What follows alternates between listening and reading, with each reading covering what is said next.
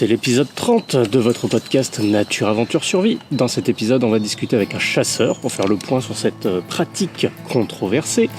On va reprendre 2 questions, encore une fois, sur sculpture de bois et pastilles micropures, de la lecture et 3 ressources pour produire des flammes avec une nouvelle question pour que vous fassiez des recherches.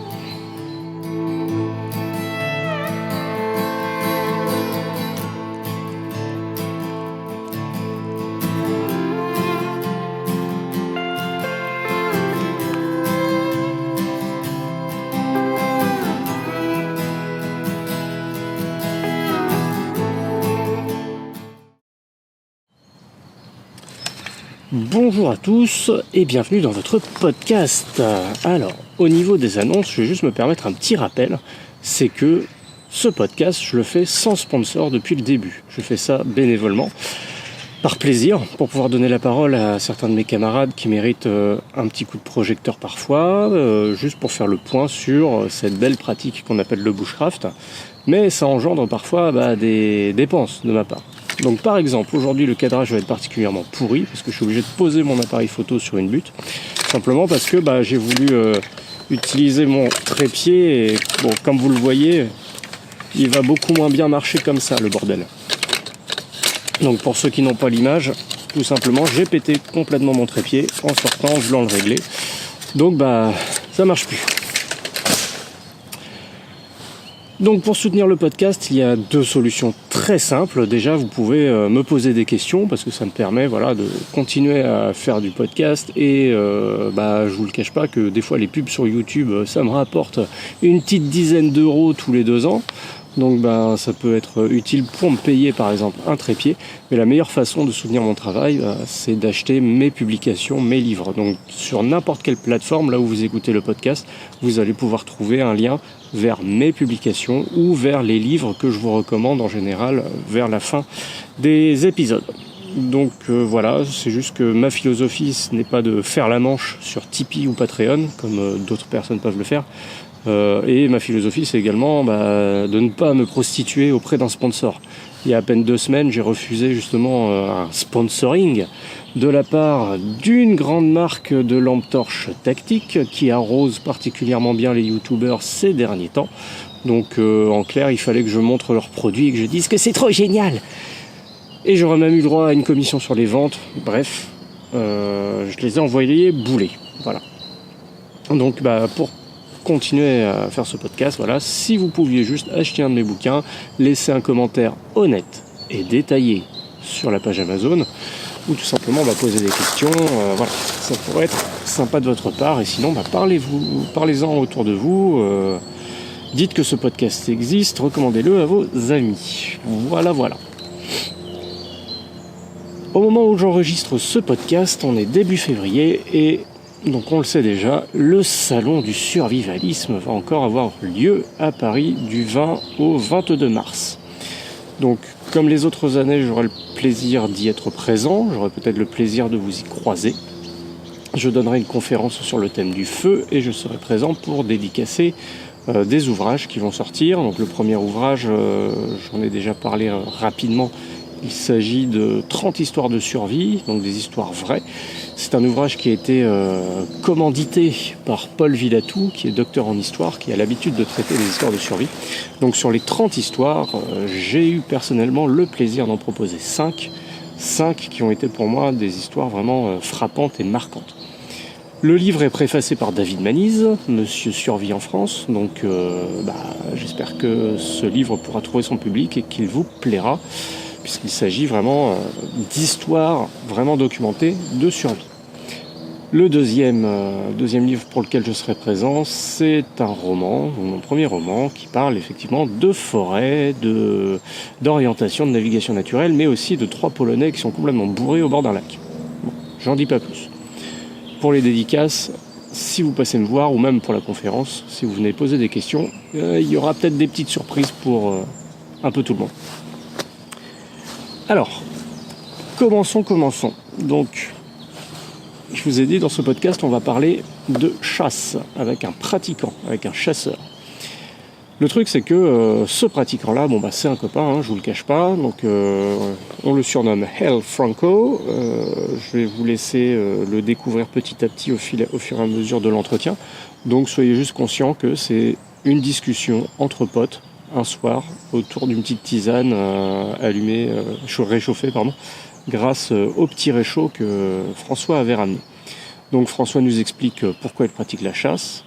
Est-ce qu'il y voit une pratique un peu barbare ou justement est-ce qu'il y voit vraiment un intérêt en termes de ressources naturelles. On discute bien sûr des abus, des images qui sont véhiculées par les médias.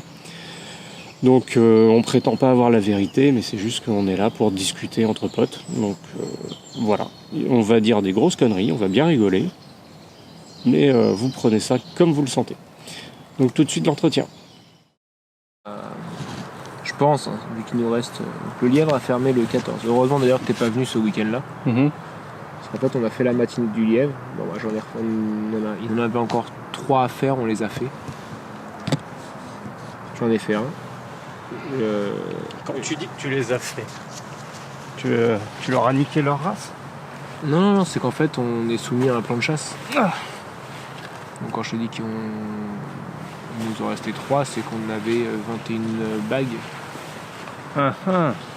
cette année, moins que l'année dernière. À la tienne. Santé. Parce qu'apparemment le comptage, ils font santé. Ils font des comptages chaque année. Ouais. C'était pas du chagas.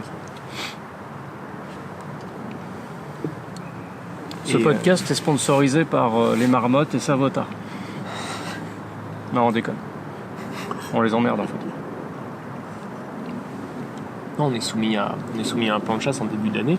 C'est la fédération qui nous dit, une fois qu'on leur a présenté le territoire sur lequel on est et toutes les chasses sur lesquelles on est autorisé à aller, donc souvent c'est des terres agricoles.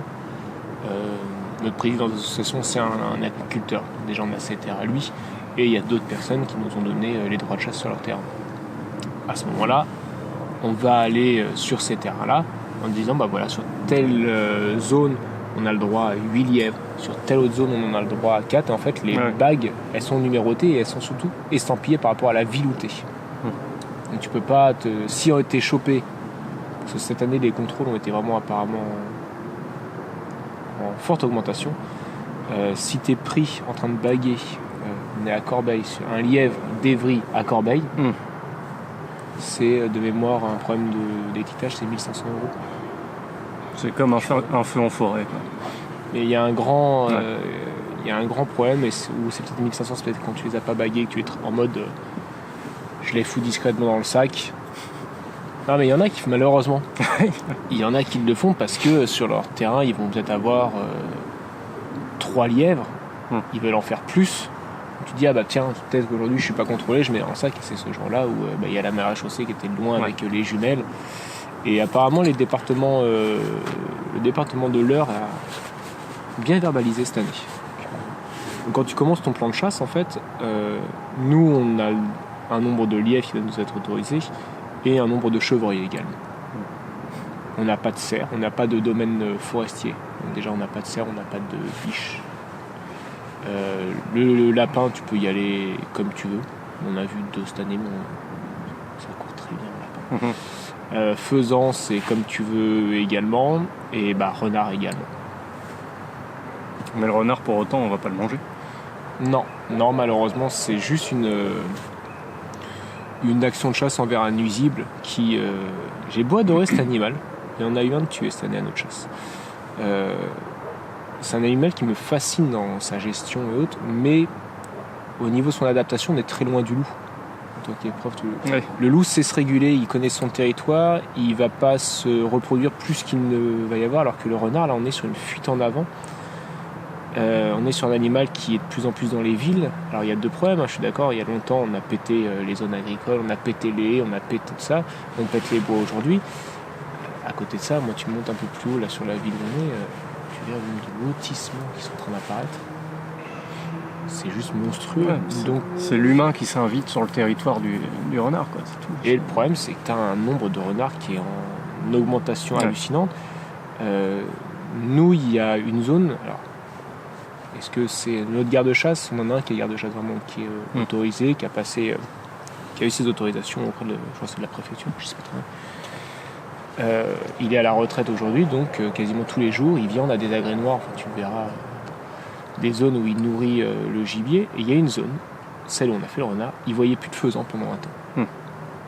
Par contre, il y avait des traces de plumes, il y avait des traces... Ça reste quand même un très bon prédateur, quoi. Qui a repéré gentiment qu'il y a un endroit où les faisans pouvaient venir picorer, qui avançait tout doucement et qui leur tombait dessus, à même hauteur que les chats sauvages. Souvent, c'est bien mignon d'avoir un chat, quand on n'en veut plus, on le fout dehors et vont en pâtir beaucoup d'autres espèces. Ouais. Alors ça me fait... Ouais, ça fait chier de tuer un animal où tu feras rien. J'aurais plus de place, je te dirais, je peux tenter de faire un truc avec la peau, mais dans l'appartement, c'est compliqué. Mais à côté de ça, malheureusement, à mes yeux, c'est un devoir en tant que chasseur qui fait que va falloir, à même hauteur qu'un sanglier, si aujourd'hui les sangliers ne sont pas limités en termes de bagues, c'est parce que la population, c'est 100% d'augmentation d'un sanglier. Je crois que si je dis pas de conneries, ce qu'on t'explique dans les cours de chasse, c'est 100% le sanglier, ça doit être 35-40 le chevreuil et 25% le cerf. Il y en a une qui est en train d'arriver de partout, quoi. Et qui a plus de prédateurs au-dessus. Donc le dernier prédateur, c'est l'homme, quoi. Le dernier rempart. Je pense, malheureusement. Et alors, est-ce que, selon toi, ça explique aussi certaines images, tu sais, très anti-chasse qu'on peut voir sur Internet, où tu vois des bourgeois vieille France consanguins qui étalent leur tableau de chasse devant eux avec des centaines de renards abattus lors d'une chasse à courre, ce genre de trucs. Ouais, ça, c'est les trucs dont je suis pas du tout fan. C'est... La chasse à courre, déjà, j'ai un gros problème. Pour moi, c'est la chasse des rois où, en fait, on voulait...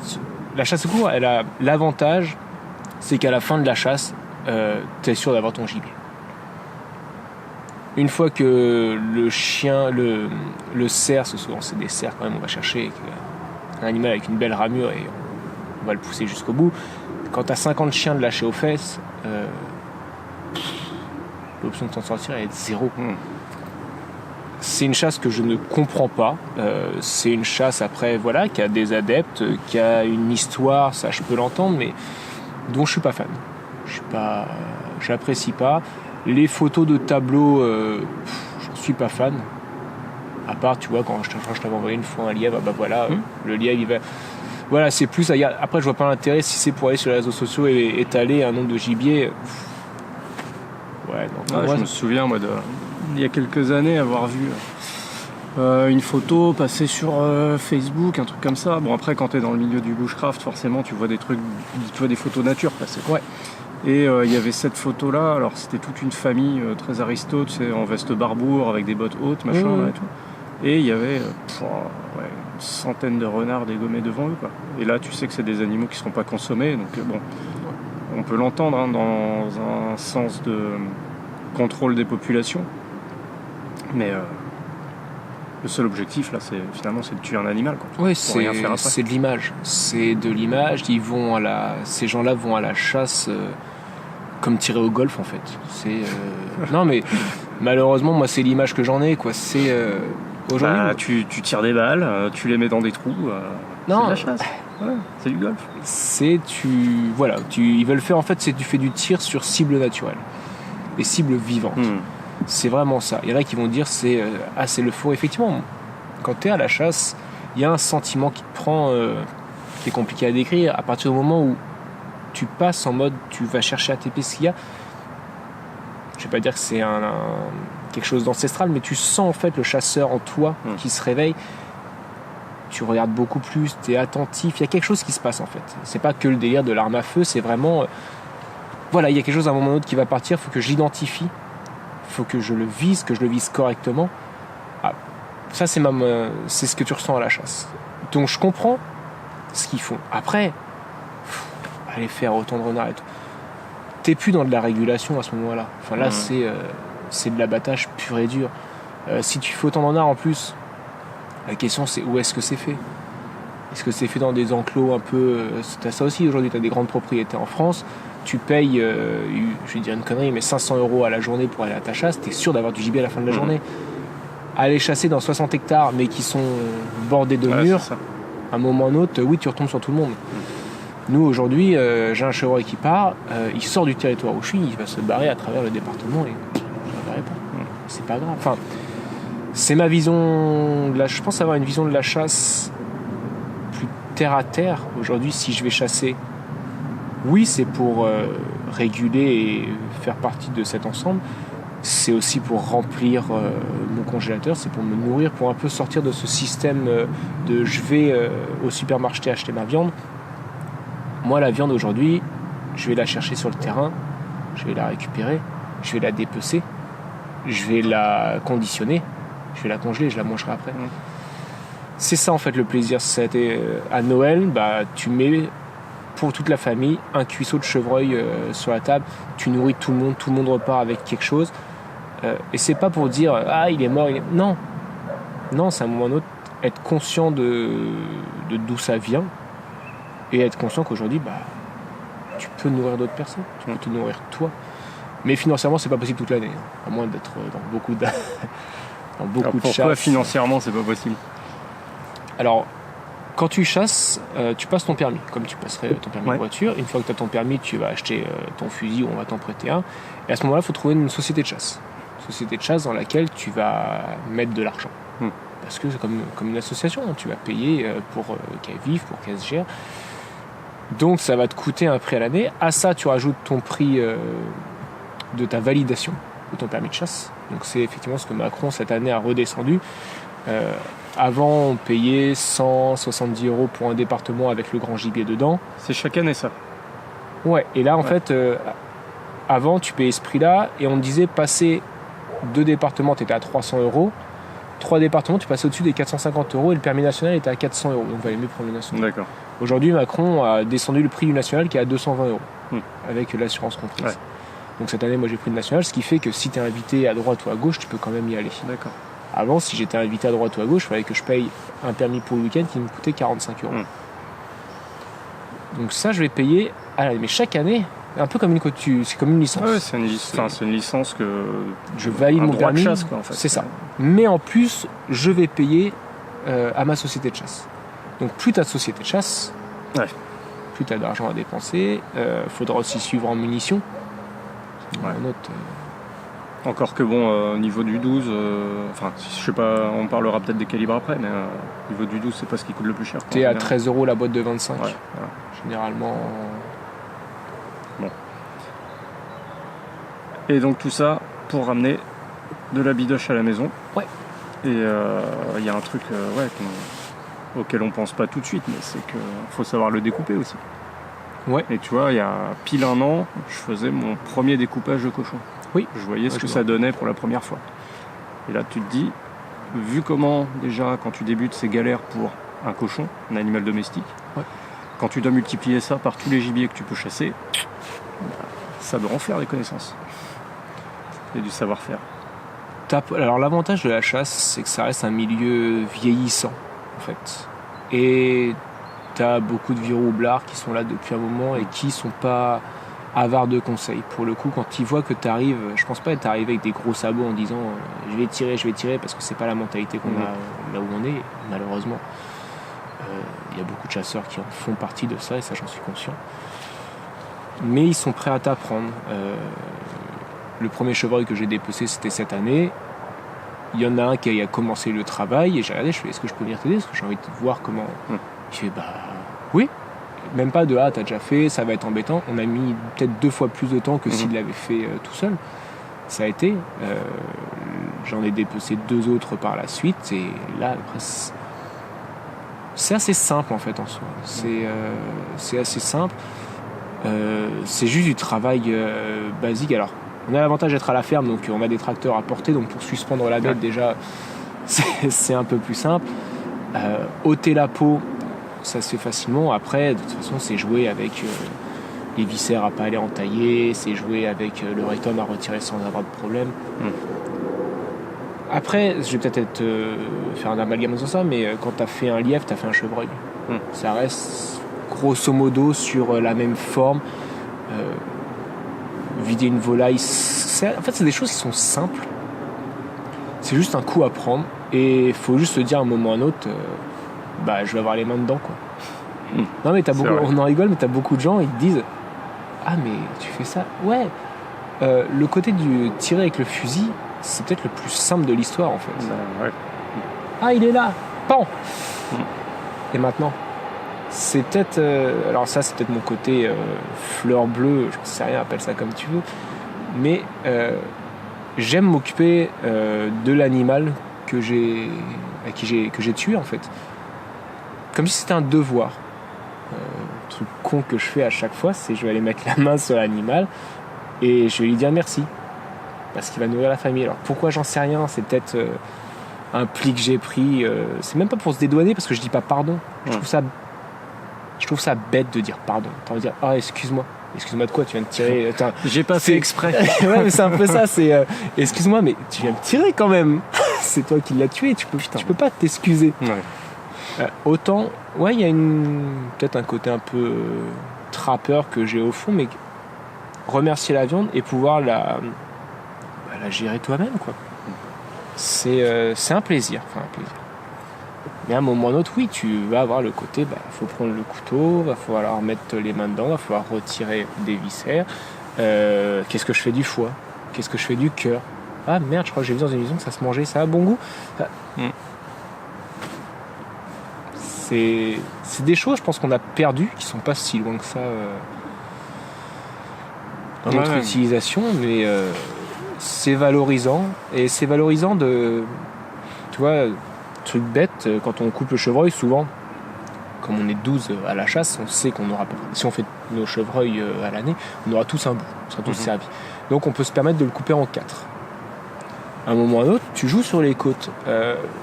T'as plein de chasseurs aujourd'hui qui vont s'intéresser aux cuisses, qui vont s'intéresser à la patte avant, qui vont s'intéresser au filet.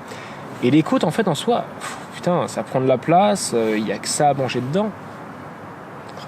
J'en ai récupéré. Moi, tu prends juste le temps de les faire un peu mariner, tu mets un peu de sirop d'érable et t'assaisonnes, tu fais ça au four. C'est royal. Je vais pas dire... Ouais, c'est les ribs que tu vas acheter, sauf que là, t'as changé d'animal.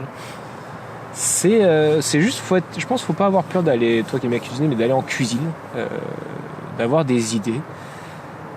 Et après, c'est quand tu dépeces ta bête, à un moment ou à un autre, si c'est rouge, c'est que ça se mange. Tu vois ce que je veux dire? Tu la vois, la viande. Et puis de toute façon, ça fait partie, de ces morceaux moins nobles qui finiront de toute manière dans un container à ordures, quoi. C'est ça. Tu vois, dans les supermarchés, quand tu vois les os à moelle, quand tu vois comment ça s'appelle, les sections de queue de bœuf, alors qu'en réalité c'est super bon, ça se mange, et il y a plein de façons de les préparer. Il y a tous ces morceaux qui sont tombés en désuétude, qui finalement, faut juste réapprendre à ah bah ouais, c'est un peu chiant à décortiquer, ah bah ouais, faut jouer du couteau dans l'assiette, ah bah ouais, tu mets un petit peu plus de temps à le manger, mais ça se bouffe, quoi. Ouais, mais et derrière, t'as l'animal que t'as sacrifié. C'est ça. Et c'est vrai que mon beau-père est cuistot. Et lui, tout ça, il arrive à bien le faire. Quand on a fait la session pâté, on est rentré le samedi soir de la chasse. On a dépecé un lièvre en faisant. Et on a commencé à préparer le pâté. Le lendemain, mon gars, j'ai fait 10 kilos de pâté. J'avais jamais fait de pâté de ma vie. D'entrée de jeu, on a fait du chevreuil, du lièvre. Il m'a montré comment tu pouvais partir sur des ragoûts, comment tu pouvais juste saisir en poêlant un filet de lièvre. Alors souvent, ça se fait en civet.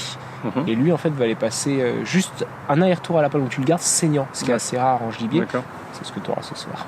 Cool. Sur le chevreuil. Mais voilà, c'est des idées, il a plein de créativité, mais j'ai passé ma journée en cuisine. Le soir, t'es heureux d'aller dans ton canapé. Ouais. Et ça, je pense qu'aujourd'hui, on l'a un peu perdu. Alors, je vais pas cracher tout de suite sur la société, mais tu vas acheter ta viande, tu sais même plus d'où ça vient, en fait. La plupart des gens, quand t'achètes un filet, tu leur dirais c'est où sur l'animal? Ouais, c'est où, ça vient d'où? C'est de la vache! Et ils partiront. Et ça, je trouve ça dommage.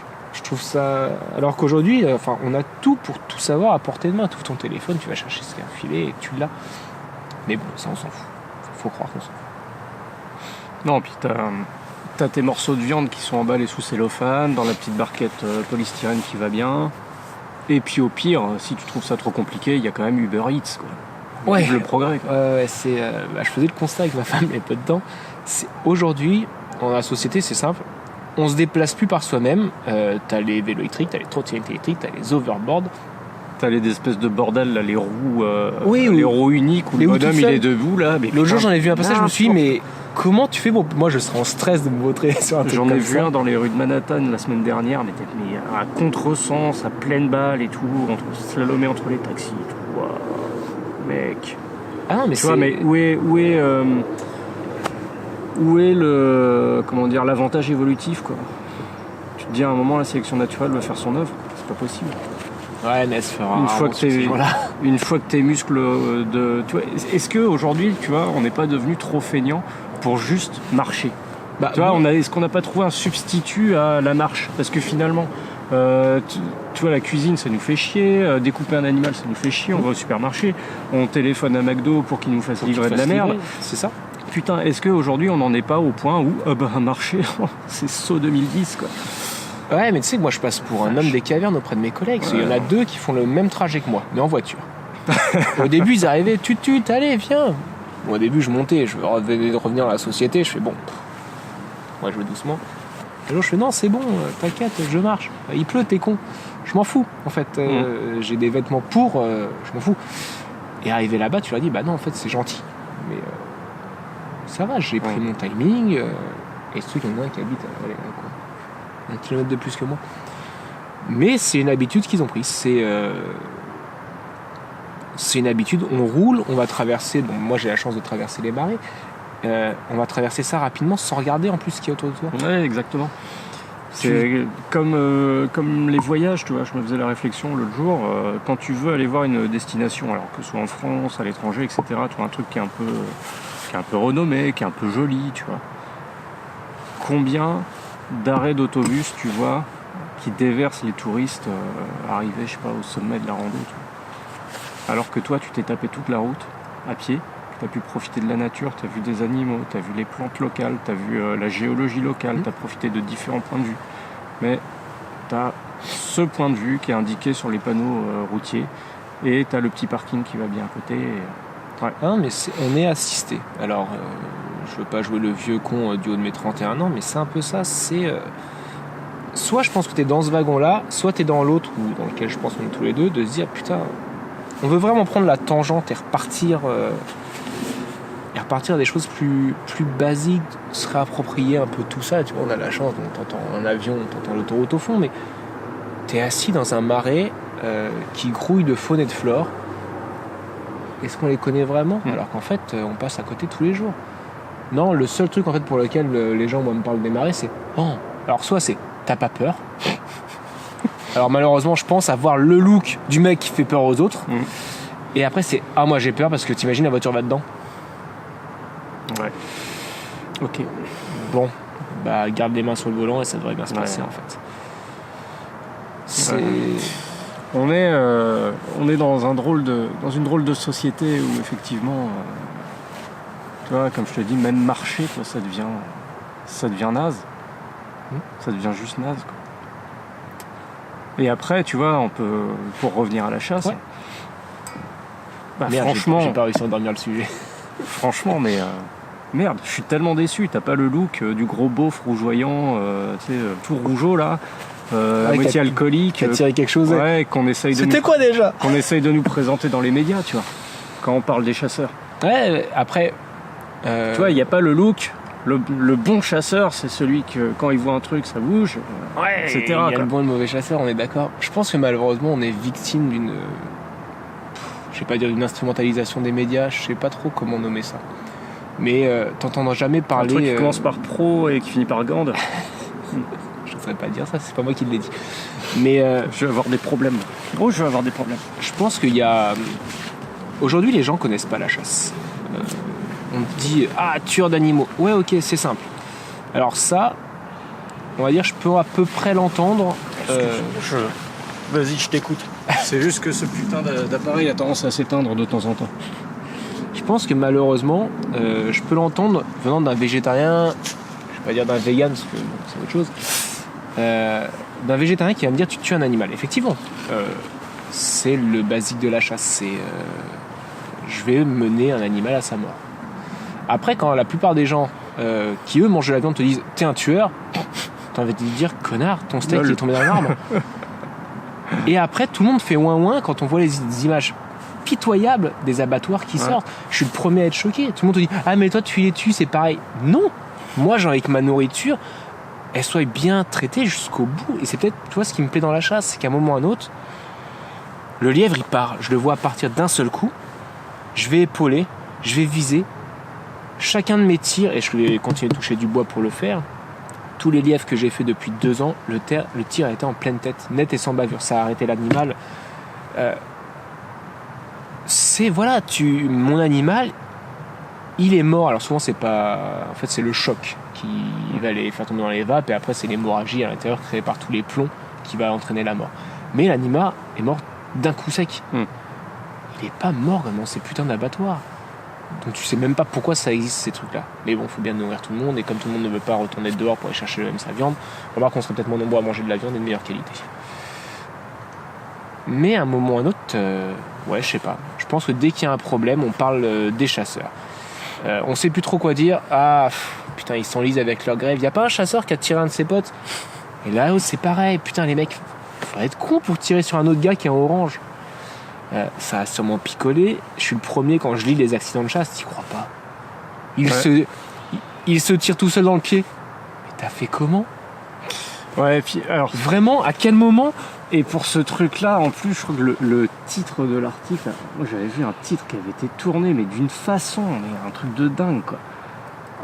Je sais plus les contractions, les soubresauts qu'avait pris le journaliste, mais c'était un truc de ouf. C'était exactement cet article-là. Mais ouais, t'hallucines. Après, je pense qu'on n'est pas en mesure. Tu vois, aujourd'hui, ce qu'on ne dit pas, un terrain agricole est ravagé par les sangliers. Qui est responsable? L'agriculteur, il va notifier ça auprès de son assurance. L'assurance va le rembourser. L'assurance va se retourner contre qui? Contre la fédération locale, qui va dire gentiment, vous ne faites pas votre job de réguler les espèces nuisibles, et c'est à vous de nous rembourser. Il y a des départements cette année qui sont commencés en négatif avec leur compte. Surtout côté Alsace-Lorraine, si je dis pas de bêtises. Parce qu'on paye aussi tout ça. Aujourd'hui, s'il y a moins de sangliers, c'est aussi, je pense, parce qu'il y a quand même une action de chasse qui est faite. Mais c'est vrai, comme tu dis, c'est pour en revenir à ta question, il y a une image aujourd'hui du chasseur qui va tirer sur tout et n'importe quoi, qui va pas prendre le temps de comprendre son biotope, qui va pas prendre le temps de, un peu ce dont tu parlais dans ton dernier podcast, de regarder au sol, de voir les empreintes, quel animal est passé par là, il y a une couche à cet endroit-là, il y a une fouille à cet endroit-là, il y a une déjection. Ça aujourd'hui, c'est des choses que moi je peux te montrer. C'est quand je suis en action de chasse, j'arrive à trouver ces choses-là, j'arrive à les voir parce qu'on y fait attention. Si c'est aller chasser juste pour tirer, range ton fusil. Et tu vois, les accidents de chasse, moi ça me fait toujours poser la question aussi au niveau des règles de sécurité. Parce que moi je suis tireur sportif, je tire pas sur des animaux, je tire sur des cibles en carton, parfois métalliques.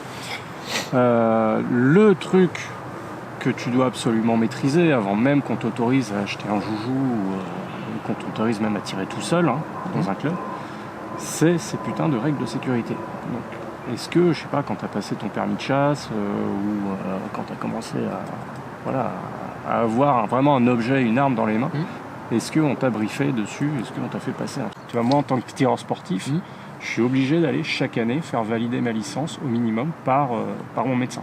Alors, on est d'accord, ça aussi ça peut poser problème parce qu'il y a des médecins de famille qui sont pas regardants. Mais personnellement, moi, mon médecin, c'est pas un médecin de famille, c'est quelqu'un qui me suit. Donc le jour où je serai pas apte à faire joujou, il me le dira. Et il me signera pas ma licence. Non, là, mais est-ce que dans la chasse, tu vois, il y a ce genre de système? Non, malheureusement, on n'a rien. Une fois que la validation est achetée, tu pars chasser tranquillement, quoi. C'est un gros problème. À mes yeux, je vais pas me faire des amis. Avec ta vidéo, je vais pas me faire des amis tout court, en fait. Non, de toute façon, ça, je m'en branle, en fait. Mais je pense, en tant que chasseur, on se doit de respecter des règles de sécurité. Si à un moment ou à un autre, t'es plus apte à pouvoir chasser, tu vois mal, t'entends aussi, parce qu'à un moment ou à un autre, il n'y a pas que la vue, il y a aussi l'audition qui peut faire problème. Quand t'es en pleine battue, que le garde signale la fin de la battue, et que toi tu restes à fond dans ton truc, Le gars qui va venir te faire coucou pour te dire bon bah c'est bon, la traque elle est finie et qu'au final tu vas voir tirer dessus. Non, là il y a un problème aussi. Non, je pense qu'il faudrait instaurer ça. Et après, est-ce que les accidents de chasse sont liés à ça ? Quand je lis vraiment, parce que je les lis à peu près tous, hein, les accidents de chasse qu'il y a eu, tu te dis mais à quel moment on s'est dit que c'était normal ? Parce que souvent c'est du bout portant. Les plus gros accidents que tu liras, en fait les mecs vont blablater entre eux. Et en fait, je pense qu'ils ont juste leur fusil, tu sais, à la main comme ça. Mais même pas cassé, rien. Même pas cassé. On sait jamais, si t'as un pigeon qui passe, faut pouvoir réagir vite. Alors que bon, quand réarmer, c'est assez simple. Et je pense que c'est ça. Et alors, on va savoir, peut-être d'en parlant, un moment ou autre, le doigt bouge et pow, le coup de 12 part. Et... Mais quand tu lis, c'est souvent ça. Je parle pas... Il y a chaud aussi. Merde, c'est la nature, je vais l'oublier. Il y a effectivement, parfois, quand tu lis la balle traverser le TGV... Ouais, putain, ça c'est c'était quand même chaud, quoi. Un peu plus flippant et surtout mauvais endroit, mauvais moment, parce que ça veut dire que le train arrive pile poil sur la trajectoire de la balle au moment où celle-ci passe, tu vois. Alors malheureusement, ça tu le sais, hein, aujourd'hui tu tires à carabine, la balle pendant 3 km elle peut être encore mortelle. Hein. Ouais, mais bon. Faut rien avoir la journée où il n'y a aucun putain d'arbre qui va t'arrêter une balle. Ça c'est flippant et ça c'est pareil, c'est des règles de sécurité. Moi je me rappelle la question de sécurité à mon permis de chasse. Tu passes en fait, c'est un peu comme l'autocol, on t'envoie un DVD que tu fais chez toi. J'avais une colline qui montait. Tu as une colline qui monte, c'est bref. Et tu avais un chevreuil tout en haut. Et la question c'est, est-ce que je tire ? En fait, t'es censé quand t'es à la chasse pour un lièvre et la plupart des animaux, tu fais du tir fichant. Donc t'es comme ça. Si tu veux faire un tir droit, faut à ce moment-là que le décor derrière toi remonte. Dans ce cas-là, la balle, même si je le loupe, elle traverse, elle se fige dans le sol. Alors là, malheureusement, il peut arriver que ce jour-là, tu sais pas pourquoi, il y a un petit caillou de merde qui ressort. Une racine bien épaisse. L'angle avec lequel tu as tapé, dommage, va s'accorder parfaitement avec l'autre et ça ricoche. Ça, tu vois des histoires, même dans le tir sportif, je pense que tu en entends parler aussi. Tu as un pote qui est militaire, ça lui est arrivé sur le terrain. Pas de chance, ça arrive. Mais tu auras mis toute la sécurité en place pour pas faire de tir à la con. La balle qui part et qui va traverser des rails, enfin, tu as vu, on a passé un chemin de fer, c'est rare que le train il soit en contrebas. Quoi. Là, il y a des gros problèmes. Je pense qu'il y a des gros problèmes de respect de sécurité lié à l'euphorie de la chasse, en fait. On est tellement dedans. Peut-être que je ne reverrai pas de la journée, il faut que je tire maintenant. Ou est-ce qu'il n'y a pas aussi un côté, tu vois, vu que tu passes ton permis de chasse une seule fois et après tu n'es jamais recyclé, est-ce qu'il n'y a pas un côté, finalement, les règles de sécurité s'émoussent un peu avec les années, tu vois. C'est un peu comme le permis de conduire, franchement. Franchement, là, on me demanderait de repasser le permis de conduire. Est-ce que je l'aurais ? Voilà. Alors, il faudrait que tu le repasses avec les mêmes questions. Parce que là, ils ont rajouté plein de trucs aujourd'hui. Je pense qu'on s'en arracherait les cheveux. Mais, je sais pas. J'ai pas envie forcément, tu vois, de tirer à boulet rouge sur tous les lieux. Parce que malheureusement, tu as aussi beaucoup de jeunes qui créent des accidents de chasse. Oui, ça, c'est indéniable. Qui vont s'acheter la super carabine qui tire à 1000 mètres en TLD. Tu dis mais gars, est-ce que tu fais de l'affût ? Non. Est-ce que tu fais de l'approche ? Non. Donc au mieux tu vas tirer à 25 mètres. Moi j'ai oui, parce que c'est un truc que tu m'avais envoyé, ça, avec le permis de chasse en fait. Tu as le droit d'acquérir des armes de catégorie C. À réarmement manuel.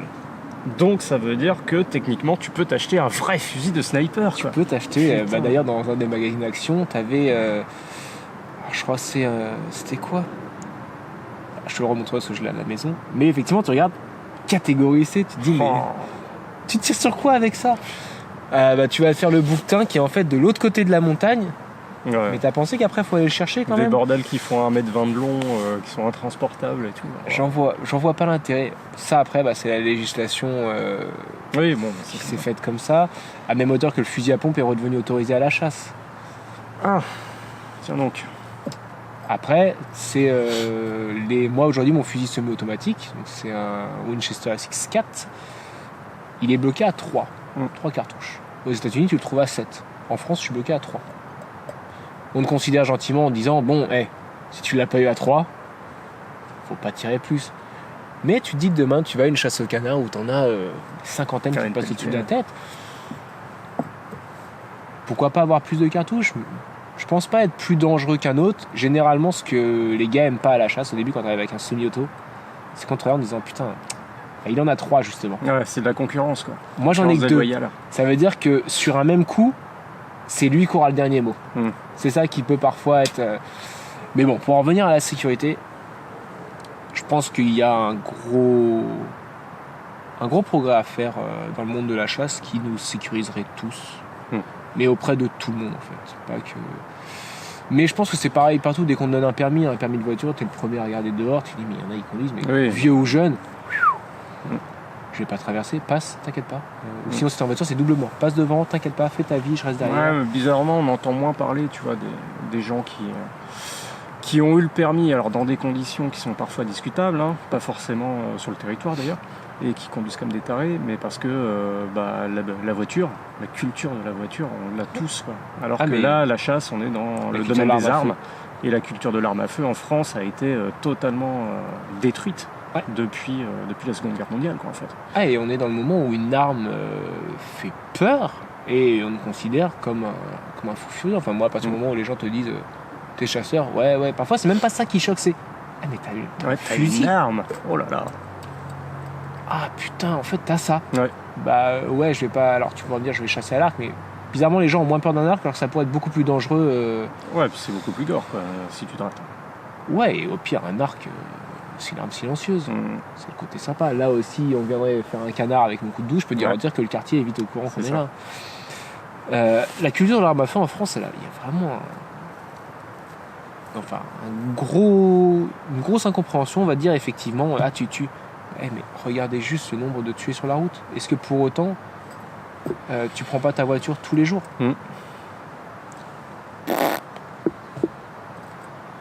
Ça c'est toujours le... Tu vas me dire mais bon on peut pas comparer l'arme à feu, le machin. C'est juste comme tu dis, c'est une non-explication. C'est pas parce que tu as une arme à feu que tu vas devenir un fou furieux. Alors effectivement on va te dire ouais mais toi le jour où tu pètes les plombs, tu seras peut-être plus en mesure de le faire. Enfin, dernière nouvelle, le mec de Nice, il avait pas d'arme à feu. Ouais. Il avait juste un gros camion. Un gros camion de location, il me semble, c'est ça? Ouais, je sais plus. Non, puis il faut se rappeler que, juste pour terminer sur ça, aujourd'hui, quand on entend un problème, c'est un peu comme aux États-Unis. On dit toujours, il y a plein de tueries de masse, il y a plein de trucs. Mais quand tu t'intéresses à l'arme à feu en fait en question, souvent elle est illégale sur le territoire. Ça. Ou elle est interdite à la personne. C'est la même chose en France. Les derniers règlements de compte qu'on a eu à Corbeil, les mecs font ça au Glock, ils sont pas censés en avoir un. On a exactement les mêmes problèmes. Disons qu'il n'y a pas eu beaucoup de crimes qui avaient été commis par des licenciés Fédération Française de Tir. Quoi. C'est ça, t'as rarement le... Alors effectivement aujourd'hui j'ai entendu, je crois que c'est à Dreux, il y a un chasseur à déboulé, alors ça doit être la préfecture ou la mairie, on recheckera ça, et à tirer dedans, tu te dis putain, mais non, merde. Mais par contre c'est précisé tout de suite, hein. Chasseur, bien sûr. On va pas te dire que c'est Gérard en fait qui était triste parce qu'il y avait ceci ou cela, non. Bon, l'avantage de dire chasseur, c'est que généralement il y a l'arme à feu qui va avec. Ouais, voilà. Mais ouais, c'est la sécurité, comme pour en revenir à ta question de base, je pense qu'il y a un gros progrès à faire. Ce serait bien de le faire. Mais est-ce qu'on voudra le faire pour aller faire chier les gens très haut placés du monde de la chasse? Oui, c'est parce que c'est ça. Dans le monde très haut placé de la chasse, c'est pas le kidam moyen comme toi et moi. Quoi. Non. C'est beaucoup de... Il y a de l'argent. Ouais. Il y a de l'argent, il y a mon fils fait des études à tel endroit, qui connaît d'ailleurs souvent la prof, qui est la femme de machin, qui est... Tu tournes dans les hautes sphères, je pense que tout le monde vit dans les hautes sphères de l'État aussi, quoi. Donc, est-ce qu'on veut aller emmerder ces gens-là? J'en sais rien. Et sinon, pour revenir justement aux différentes catégories de chasse, eh bien, il y a le concept de la chasse à l'approche. Oui. Qui est plutôt intéressant, je trouve. Alors, il l'est. C'est marrant que tu m'en parles. Parce qu'il y a 3 semaines, lors de notre dernier week-end de chasse, avant la trêve, je parlais de ça avec mon garde-chasse. Parce que moi, ce qui m'attire vraiment, c'est de charger la carabine sur le sac à dos, c'est partir dans les Pyrénées ou dans les Alpes et aller chasser. Généralement, c'est pendant 3 jours, tu vas aller te balader, tu vas observer. Tu vas bivouaquer. Tu vas bivouaquer, tu vas regarder, tu vas comprendre en fait l'habitat dans lequel tu es. Tu vas te focaliser sur une cible et tu vas la suivre. Et lui, il m'a dit, c'est vrai que c'est des belles chasses, il en a fait plein. Il me dit, mais tu sais, la meilleure, c'est la chasse qu'on fait là. Je fais parce qu'en fait, l'approche, l'animal, il a aucune chance. On a des armes tellement performantes. En fait, l'animal, quand tu l'approches, il fuit pas. Généralement, tu t'arranges pour arriver tout doucement. Et j'avais jamais pensé à ça. Et effectivement, il y a une série que je regarde beaucoup sur Netflix qui s'appelle Meat Eater. Tu suis Steven Rinella qui est un chasseur. Enfin bref, il t'emmène dans ces parties de chasse qui sont comme ça.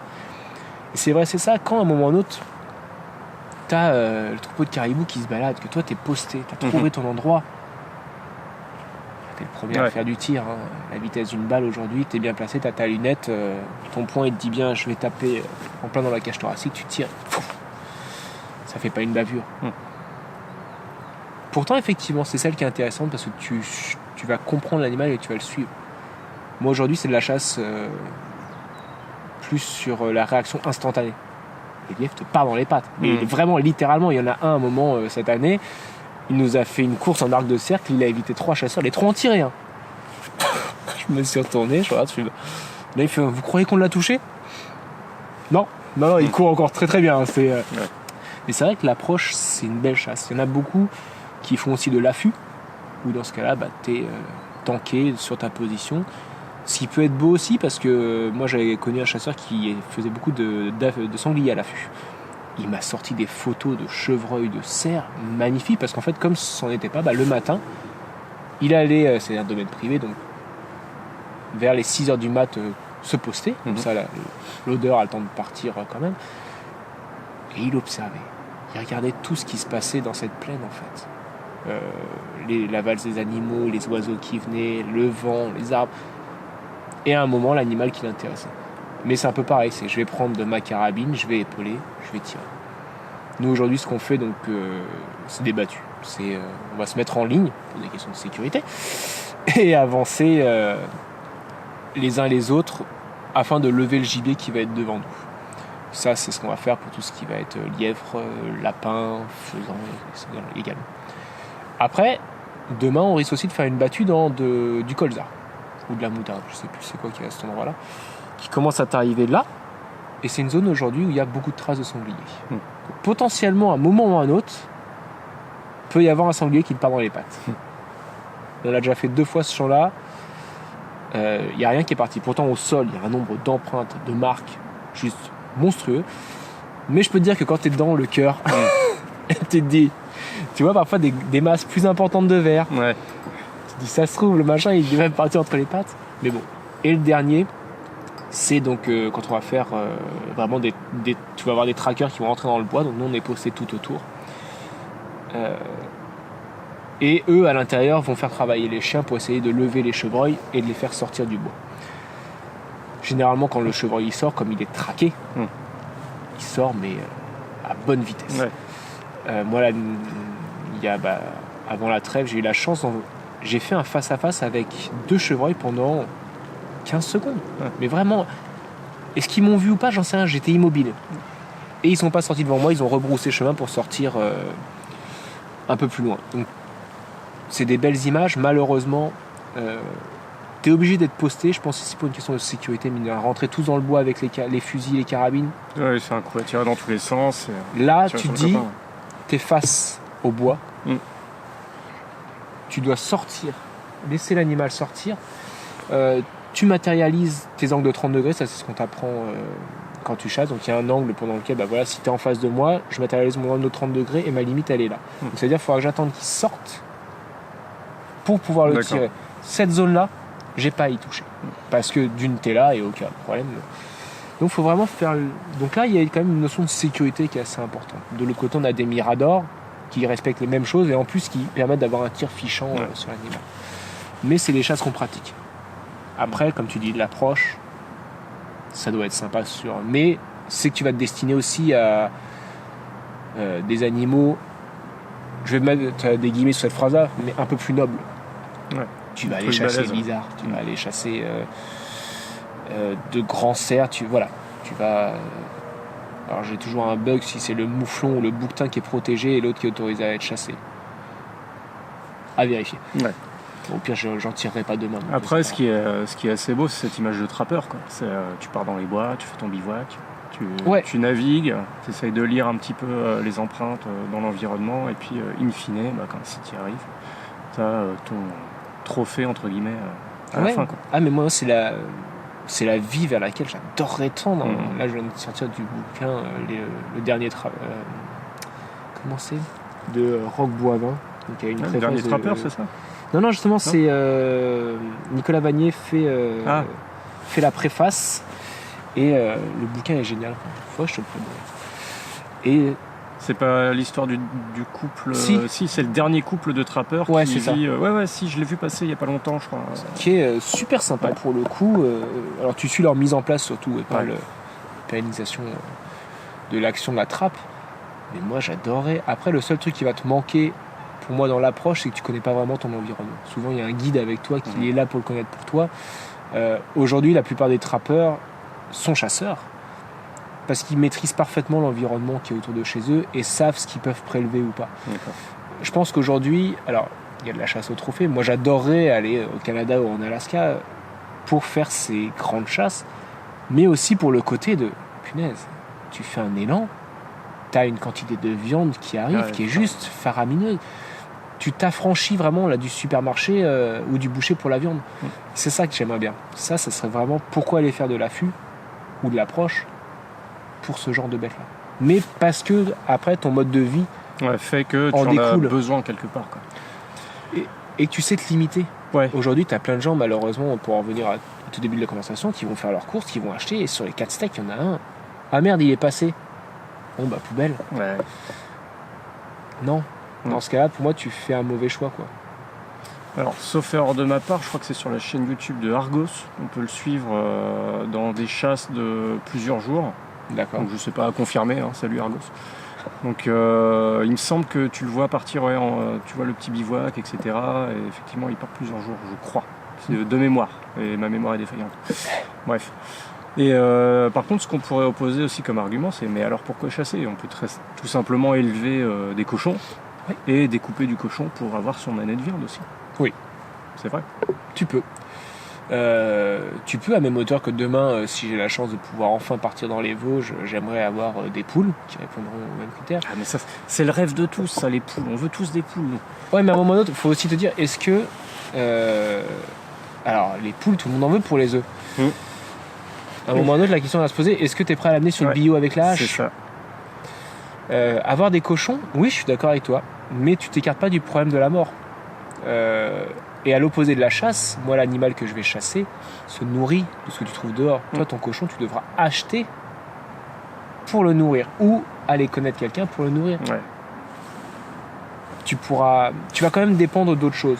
L'avantage, je pense, dans la vie sauvage, c'est que l'animal, il est dehors tranquillement. Là, on est arrivé de nuit, donc t'as pas pu les voir, mais en ce moment, t'as un nombre de colverts qui se baladent ici qui est juste hallucinant. Quasiment 3 fois plus de mâles que de femelles. Tu pourras en prélever. Tu pourrais te nourrir. Et ils ont vécu très bien sans toi jusque-là. Donc c'est ça, je pense que si tu veux vivre de la chasse, si on partait du principe que je pouvais chasser comme ça les espèces que je voulais, tu peux quand même t'affranchir sur tout ce qui est le plan viande facilement, sans avoir à dépenser plus que tes munitions. Après, si tout le monde faisait ça, est-ce qu'il y aurait suffisamment de gibier pour tout le monde, tu vois? C'est la bonne question. C'est la bonne question. Après, je me dis qu'on a déjà résolu le problème aujourd'hui en disant on n'a plus assez de tomates en France, de toute façon, on va les importer d'ailleurs. C'est triste, mais qu'est-ce qu'on consomme qui est vraiment français aujourd'hui? Tu vois, on est trop nombreux sur Terre. Ouais, c'est pas grave, de toute façon, le Chili fait des trucs sympas, on va les importer.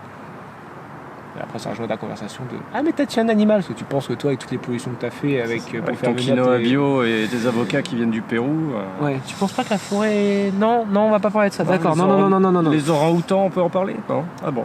Ouais, désolé, après, ok. On revient sur le côté média, mais c'est. On déporte beaucoup, on s'intéresse très peu à ce qui nous entoure, de tout ce qu'on pourrait faire avec. C'est ce que ça rejoint, tu vois, à chaque fois, quand on parle des arbres, des champignons, des plantes comestibles, on oublie souvent que parfois tu as aussi le gibier qui est à côté, qui est comestible. Comment l'utiliser, pourquoi le faire. C'est ça. À une époque, on faisait du pâté de ragouin. aujourd'hui, personne se ferait chier à faire du pâté de ragondin. J'ai entendu parler de pâté de renard, j'en ai jamais goûté. Mais j'en ai entendu parler. J'ai déjà goûté du pâté de goéland également. D'accord. Bizarrement, c'est pas mauvais. Le truc, c'est que cochon dedans. Non, mais c'est qu'au début, on nous avait pas dit que c'était du pâté de goéland. Devinez. Et en fait, je suis pas spécialiste de pâté, hein, mais il y en a qui racontaient que c'était du pâté de lapin. Ah non, je suis sûr que c'est je crois qu'il y avait du ragondin aussi. Bah non, c'est le pâté de goéland. Ces espèces de saloperies là qui volent dans les ports et dont on ne sait pas quoi faire. C'est ça. Qui pourrissent les centres-villes urbains, etc. Ouais, c'est...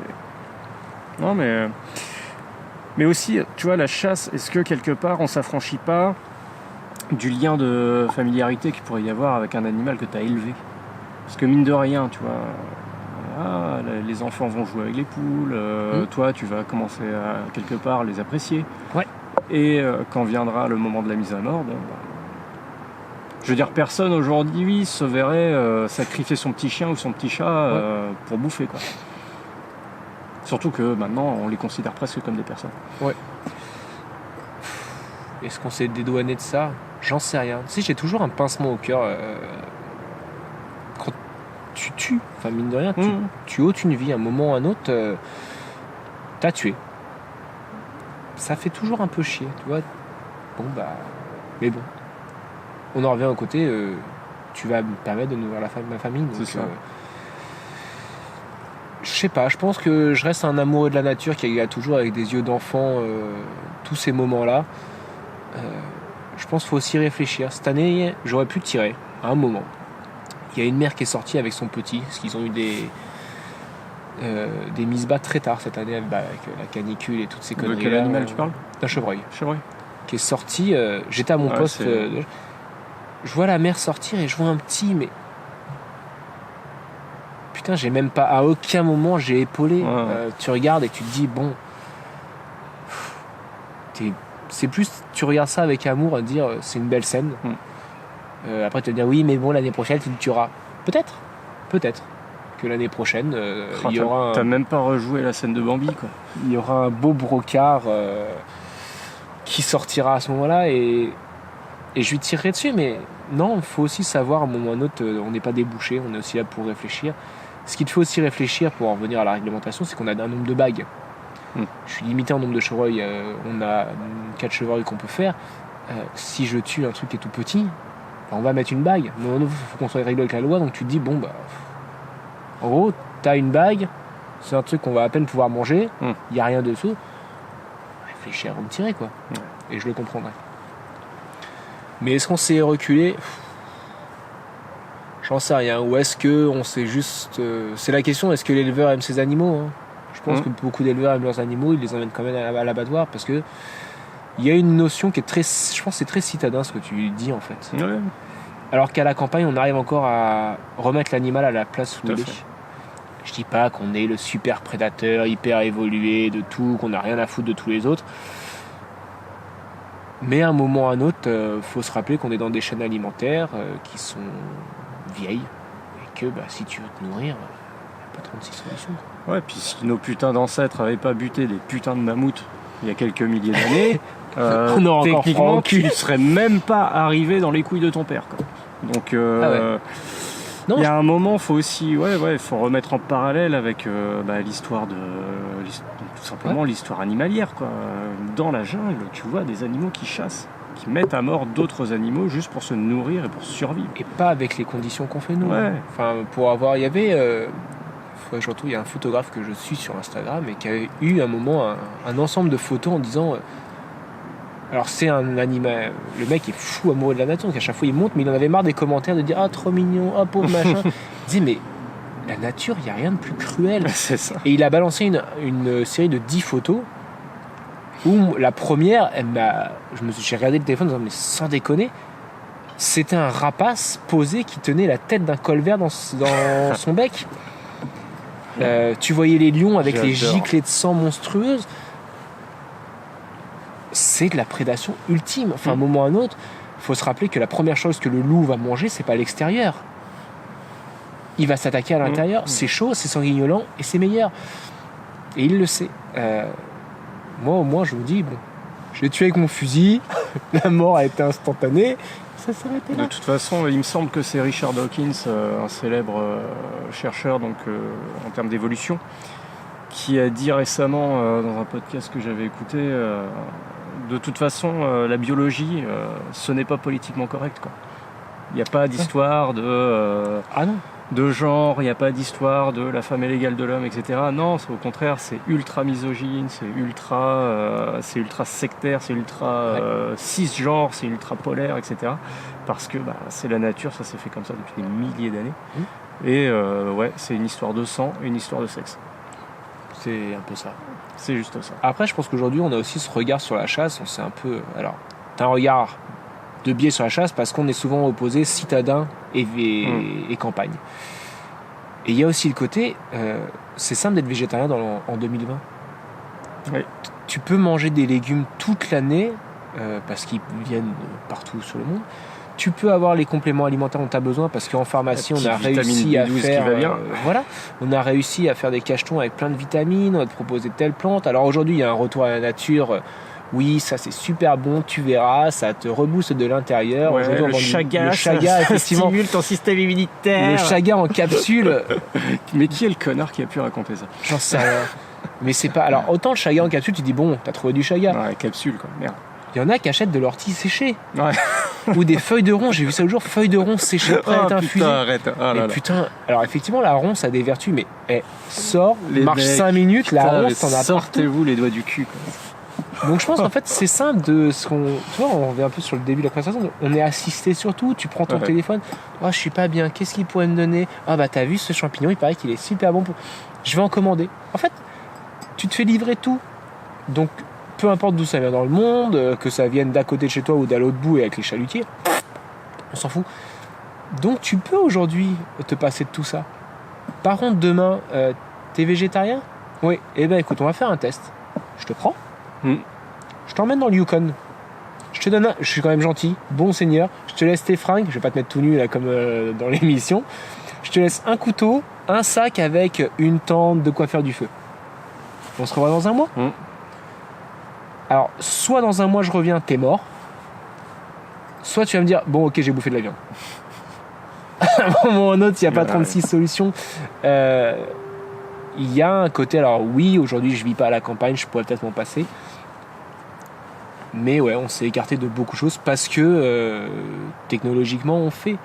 Et on dit on peut le faire. Après tout le monde te dit oui, effectivement, nourrir les vaches, ça consomme beaucoup de céréales, ça fait ceci. Bizarrement, les champs qui étaient pleins de céréales à côté de chez moi, aujourd'hui, on va plus nourrir la vache avec, c'est des lotissements. Donc là, il faudra se poser aussi les bonnes questions. On est de plus en plus nombreux, de moins en moins de surface agricole utile. Bon, il y aura de plus en plus d'inondations parce que un champ qui devient du jour au lendemain constructible, je trouve ça balèze. Mais bon. Ok. Ouais, pour revenir à ces histoires de champs, tu vois, je me souviens très bien que quand j'étais gosse et qu'on voyait la géographie de la France, on te disait qu'il y avait le grenier de l'Europe, là où il y avait que des champs de blé qui permettaient d'approvisionner tous les pays environnants. De nos jours, c'est bien, mais en fait, tu cultives quoi petit à petit tu vas cultiver des champs parfois qui ne sont même pas dédiés à la consommation humaine. Ouais. Tu vois, là, je suis en train de regarder pour faire passer ma bagnole en bioéthanol. D'accord. Ça coûte pas cher. Ouais. Mais en fait, quand tu regardes bien, alors c'est chouette, hein, tu vois, c'est au moins tu dépends pas des produits pétroliers, ça émet peut-être un peu moins de gaz à effet de serre, nanana, moins de pollution, ça, tu vois, c'est très. Et puis en fait, quand tu regardes d'où ça vient, mais ça veut dire que tu as des hectares entiers du territoire français qui ne sont dédiés que à la production de carburant. Ouais. Ça se bouffe pas. Non. Et on en est là aujourd'hui.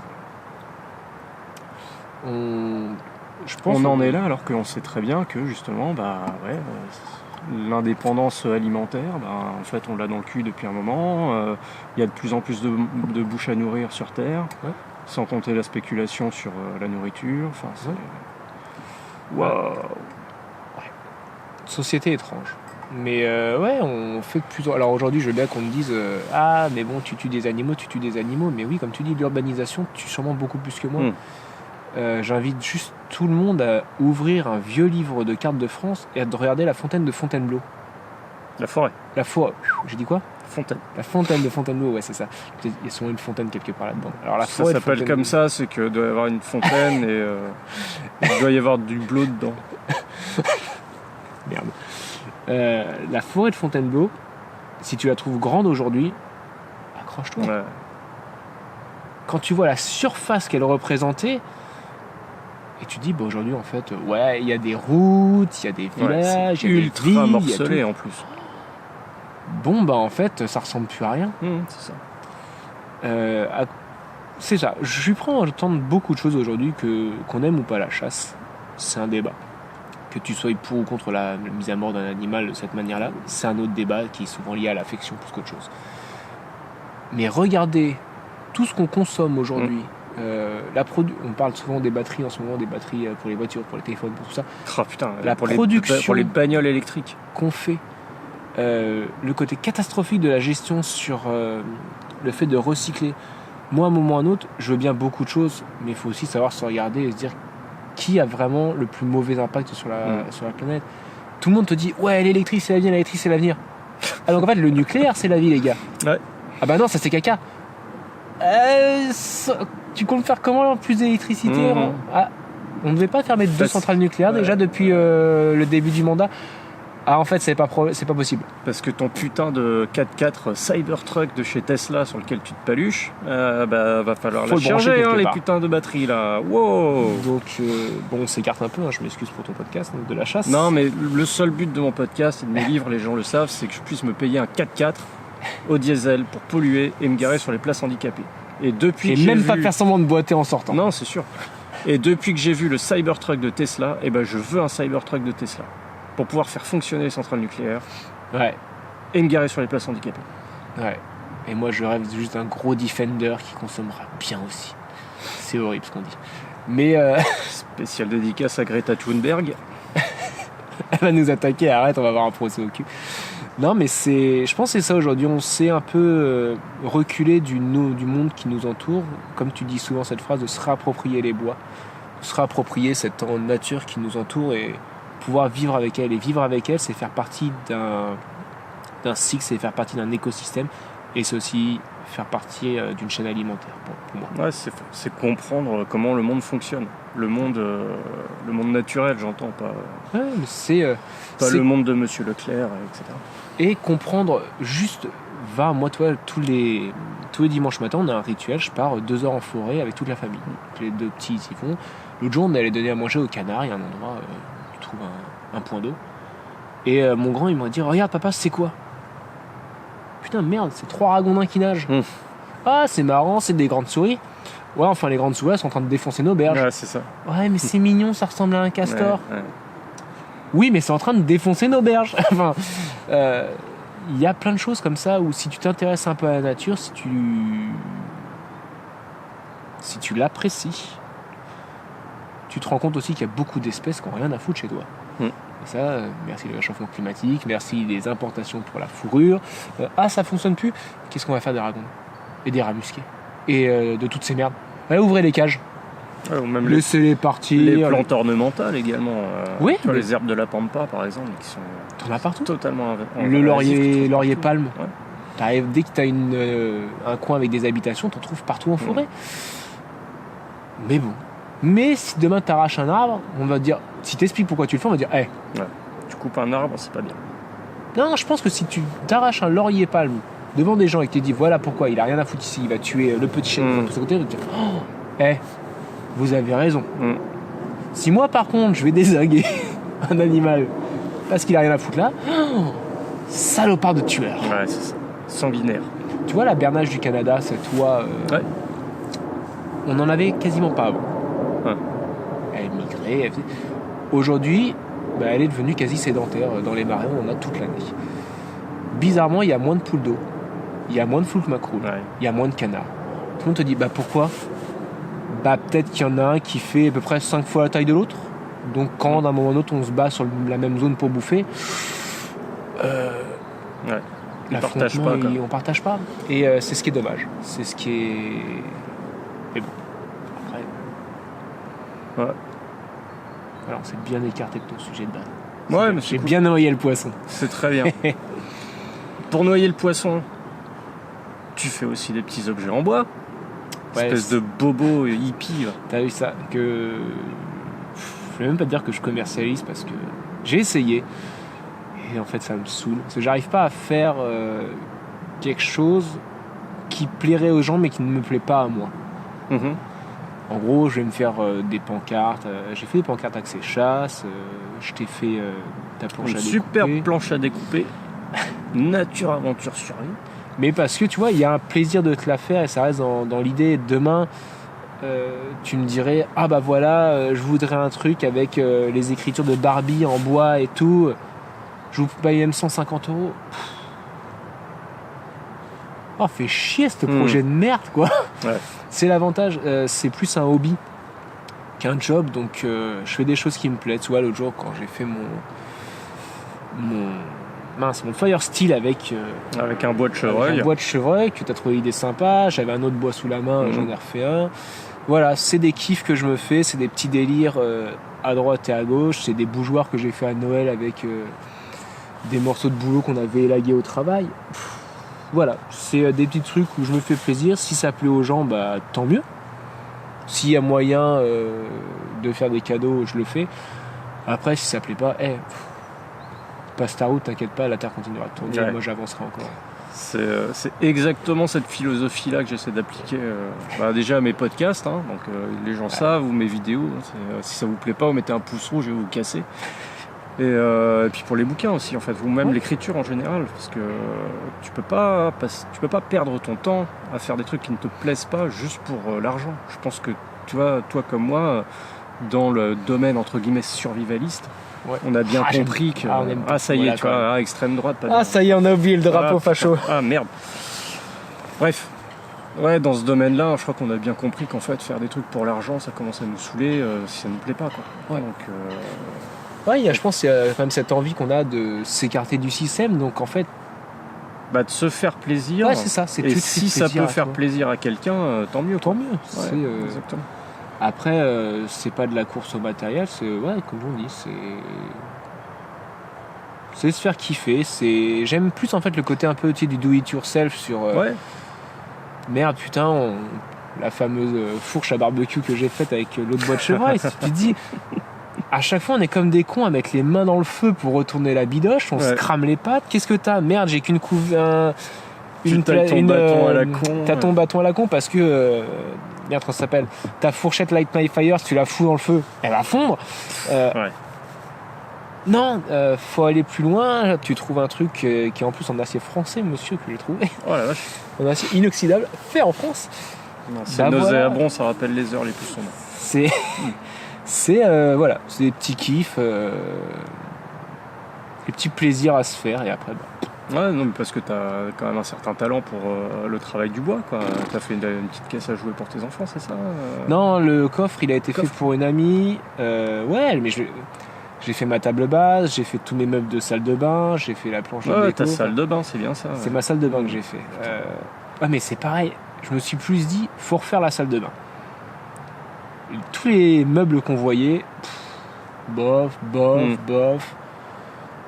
En plus, quand c'est de l'aglo, je supporte pas l'aglo. Mais bon, il paraît que c'est issu de forêts gérées de manière durable. Nous ne dirons rien de plus. Et à côté de ça, quand on a déménagé les locaux de ma boîte vers l'autre côté, on avait plein d'étagères faites avec du pain. Le patron, il fait on va acheter. Je vais le prendre. En fait, j'ai emmené tout chez mon père, on s'est posé à l'extérieur sur la terrasse, on a fait les meubles. On a juste pris un peu de temps pour prendre les croquis, faire les mesures, être sûr de ne pas te foirer. Et au final, tu as un meuble qui correspond à tes envies, que au final, alors j'ai payé, je compte pas le temps que j'ai passé en termes de coûts, mais qui m'a coûté 3 vis, un peu d'électricité pour la cible. C'est plus ça. C'est plaisir de l'avoir fait soi-même. Et là, ça rejoint le fait de ne pas être assisté, quoi. Et de pouvoir te dire demain, un peu pour ton côté survivaliste, si je vais au milieu des bois, est-ce que je serai en mesure de faire quelques trucs en plus, quoi. Alors, je suis toujours impressionné par les mecs qui te sortent ici, je vais me faire une cabane en rondin. D'accord. Vas-y. Moi, je voulais juste faire une table basse, en fait. C'est pas le même niveau, mais ça m'impressionne tout autant, quoi. Mmh. C'est plus vers ça que j'aimerais, quoi. Tu te dis, t'as pas de table basse, t'en veux une, Ouais. fais-la. Exactement. Alors effectivement, par exemple, la table basse que j'ai fait, c'est pareil. J'ai récupéré des morceaux de gens qui jetaient ça dans l'immeuble, donc je me suis servi. Mais si demain tu vas acheter ton bois, si tu te fais un peu plaisir en achetant du chêne ou autre, tu vas sûrement en avoir plus cher à l'acheter et le faire toi-même que de l'acheter en magasin. Ouais. Mais comme tu dis, tu l'auras fait toi-même. Ouais, Putain, juste ça n'a pas de prix, quoi. Et le bois de palette, t'en penses quoi? Je fais beaucoup de planches décoratives avec. Mhm. Avec les plots, j'ai fait des serre-livres, j'ai fait des bougeoirs également. C'est pratique. Je pense que c'est aussi devenu une tendance. Tu vois tous les canapés palettes qui sont faits, les gens qui ont fait leur bibliothèque à taille de la palette. Soyons honnêtes, dans 2 ans, tout ça c'est parti au feu. Les gens ont refait leur appartement parce que Roche-Beaubois a décrété un autre truc. Mais on est dans le côté nature en ce moment. Tout le monde veut un côté scandinave chez lui. Tout le monde veut un côté palette. higueux. Un côté fausse peau aussi. Il y a beaucoup de fausses peaux. Et également, je m'engueule toujours avec ma femme sur ça parce que je pèse dans les magasins. Tu sais, les têtes en origami qu'on met au mur. Oh putain, ouais. Je me dis, mais en fait, chez toi, souvent t'es contre la chasse, tu manges plus les animaux, mais t'as une fausse tête de cerf dans ton salon. Ouais, mais c'est beau, il a des ramures et c'est un faux. Ouais, mais ça rappelle quand même vraiment quelque chose sur lequel tu craches. C'est de l'appropriation culturelle, ça, monsieur. Mais c'est de la déco, monsieur. Non, c'est mieux, c'est de la déco. C'est de la déco. Parce qu'il y a un grand monsieur avec un nom imprononçable qui a dit que c'était cool. On a fait un truc cool. Et on le vend à Ikea sous le nom blablabla. Tu l'as mal prononcé. Ouais. Mais ouais, c'est juste ça, c'est de la déco. Donc la palette, l'avantage c'est que t'en trouves facilement. Souvent c'est traité. Ça c'est un truc qui est plutôt très cool quand tu fais de la palette. C'est que fais un meuble de salle de bain avec... Il bougera pas. Ouais. Il peut se prendre la faute sur la gueule. D'accord. Tu fais pas chier avec du vernis, c'est souvent ça. C'est souvent ça l'avantage du bois de palette, mais sinon c'est hyper chiant. Moi, le nombre de palettes que j'ai désossées où tu dois taper à la masse pour enlever différentes parties, retirer les clous qui font souvent 5 à 10 cm. Tu passes un peu de temps quand même sur cette merde pour au final avoir 5 planches parce que les 2 dernières tu les as éclatées en la désossant. Ouais, d'accord. Bon, après, il y a Dimitri Eledge qui a un site qui s'appelle bricolagepourtous.com, un truc comme ça, où justement il fait des tutos palettes et apparemment, alors il propose également un outil pour désosser les palettes en 2-2. Enfin, il propose un tuto pour fabriquer l'outil en soi. Donc, peut-être. Je crois, de mémoire, que le désossage des palettes, c'est pas si galère que ça quand t'as la bonne. Quand tu fais pas la méthode Cro-Magnon que je dois faire c'est ça. avec ma masse et mon marteau, il y a des chances. Mais du coup, c'est un bon bois pour débuter, j'imagine. Ouais. D'accord. C'est du pain, quoi. Ouais. Ça se coupe hyper facilement. Alors, j'allais dire ça a pas trop de caractère. Je vais me reprendre tout de suite parce que quand je fais une planche une planche. Alors pas à découper parce qu'on va éviter le pain pour les planches à découper, parce que sinon c'est pas top. Quand je fais une planche décorative, j'aime bien quand en fait la planche a du caractère. Je vais souvent chercher les endroits où tu vas avoir des yeux, où tu vas avoir des aspérités, où elle va être un peu de biais, parce que c'est vraiment ce qui va donner ce côté sympa à l'objet au final. Si c'est juste une planche carrée toute lisse, bloc. Mais malheureusement ça les gens ils s'en foutent aujourd'hui. On veut juste un aspect bois. Ouais, c'est souvent à ça que je me suis confronté, tu vois, quand tout le monde me disait quand je me suis mis à faire des planches, essaye de les vendre, essaye de les vendre, essaye de les vendre, essaye de les vendre. J'ai fait une boutique Etsy, et là t'as des messages genre c'est super sympa, je peux vous la prendre pour 5 €. Si j'ai mis 20 en fait. Ouais, mais dans la tête des gens, tu vas chez Ikea, t'as ta déco en bois qui en fait est du faux bois, parce que c'est de la glue sur laquelle on a collé une fine feuille. Et on va te dire, on vend ça 5 €, c'est décoratif. Parce que les gens veulent juste de la déco bois. Ouais. Ils s'en foutent que tu aies été chercher ça avec du chêne, du pin ou du séquoia. Ils s'en tamponnent. Donc, un aspect bois. Si tu veux juste un aspect bois simple, oui, effectivement, va prendre de la palette. Si tu veux juste un aspect bois simple, tu vas... c'est ce que j'ai fait malheureusement pour les planches à découper. C'est acheter... en grande surface de bricolage, du hêtre et du bouleau, ça coûte un peu plus cher, mais l'avantage c'est que c'est blanc et c'est quand même plus sympa. À côté de ça, on a un magasin un peu plus haut là, qui est spécialisé en bois, parfois je me mets les pieds dedans. tu vois des planches de bois magnifiques, mais la planche de bois qui doit faire 2 cm d'épaisseur, je vais te dire une connerie, mais 1,50 m de long sur de large 50 cm, elle coûte 75 €. Mais tu verrais les couleurs, tu verrais. À une époque, on utilisait beaucoup de bois de merisier. Le bois de merisier est juste magnifique. Ben, on cherchait aujourd'hui. À part aller péter ton arbre et le découper avec une scie de long toi-même, tu vas passer quelques jours dessus, quoi. Parce que le merisier est plus utilisé ou il n'y a plus de demande? Je pense qu'il est encore dans les hautes sphères. C'est un bois qui coûte quand même cher. C'est un bois qui est pas forcément évident Enfin, c'est pas qu'il est pas évident à travailler, c'est qu'il est plus long à travailler qu'un pin. Mais on en revient au moment, un ébéniste aujourd'hui, le temps qu'il met à faire un meuble, c'est plus rentable d'acheter de l'agglo et de coller juste une feuille de contreplaqué dessus. C'est ça qui est dommage aujourd'hui. T'as plus vraiment tu le sens tout de suite quand on t'appelle à faire un déménagement de la grand-mère qui est décédée, personne ne vient. Parce que quand tu sais qu'il y a l'armoire à l'intérieur qui est faite de merisier pur bois, on va dire. Moi je vois chez mes parents, il y a une armoire de famille qui est en chêne. Celle-là pour la 100% bouger, chêne. Quand on l'a montée à l'étage, mes parents ont eu le luxe de se payer un escalier, c'était super sympa.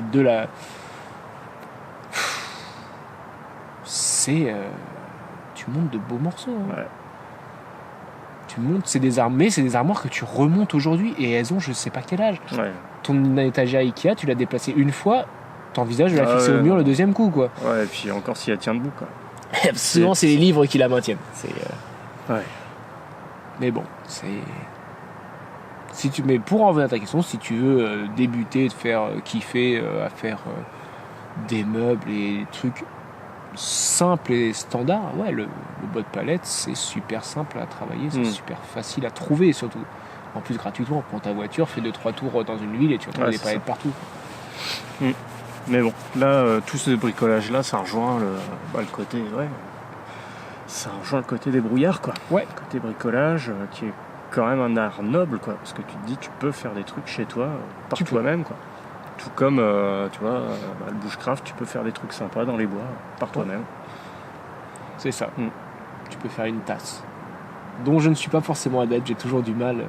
Les Kuxa. Ouais. C'est joli, c'est beau. C'est joli, mais tu peux pas la mettre sur le feu, quoi. Ouais, puis suivant le bois que tu utilises, ça pèse un peu plus lourd, etc. Et pour les photos Instagram, c'est plus sympa d'avoir ça accroché à ça c'est sûr, un beau selfie Instagram avec un bel bouchon cul de poule, parfait, quoi. Bref. Bon, du coup, la petite boutique Etsy, elle est fermée. Ouais, il y a plus. Je peux bosser sur des demandes particulières en direct, comme ça a pu être avec toi, mine de rien. Avec toi, ça se fait par Instagram. Mais non, il n'y a pas eu de volonté. Et je préfère aujourd'hui aller perdre mon temps, vu que je suis un citadin lambda qui ne sait pas quoi foutre de ses journées au milieu de la forêt, plutôt que de rester devant Internet à essayer de doper des ventes, à faire des trucs en fonction de ce que les gens veulent. Ça, je m'en fous, en fait. Mais bon, on peut te retrouver sur Instagram. Tu peux me retrouver sur ma page Instagram. Ça sera marrant. @elfranco. L comme l'enfer. Bah attends, faut faire un truc un peu survivaliste. T'as encore une page Facebook, toi? Il y a une page Elfranco qui existe. Mais si on était dans une vie réelle, je crois qu'il y aurait 10 cm de poussière sur chaque truc dans cette pièce. Mais j'y vais. Facebook, c'est vraiment... Je m'y connecte quand je vois un. Parfois, je me dis, merde, c'est peut-être l'anniversaire de quelqu'un, faut pas que j'oublie. Et c'est tout. C'est tout. Après, parfois, j'y vais. Je fais 10 minutes de scroll. Je me dis, je me rappelais pourquoi j'y allais plus. Et je me rebarre. Après, Instagram, ça a les mêmes défauts, mais c'est plus de l'image, je sélectionne un contenu. Ça tourne un peu pareil. Ce qui me rend dingue, c'est les putains de pubs là, qui sont filmés. Là. Tu sais, c'est des vidéos qui sont toutes accélérées. Pour que tu puisses voir tout de suite à quoi ça sert. Ah putain. Oui. Tu m'étonnes. Donc bon, en trollant un peu l'algorithme, ça va. J'ai que des pubs pour des trucs pour les chats. Ah ouais? Des tunnels pour les chats, des jouets pour les chats. J'ai vu un sweatshirt où t'as une poche devant pour mettre ton chat. il y a la tête qui dépasse. Putain, la chance, moi mon chat rentre constamment dans mes suites, ça serait bien en fait. Eh ben tu vois en fait, on a trouvé le produit pour toi. Au lieu de déformer mes suites, tu pourrais avoir sa petite poche Oh à lui. putain, le marketing est formidable. Ouais. Tu vois, une personne en parle, l'autre l'achète, c'est le monde est beau. Impeccable. Bon bah sur ce, Bonne soirée. on va se bouger. On va aller manger. Parce que ça caille. J'ai froid au cul. Allez.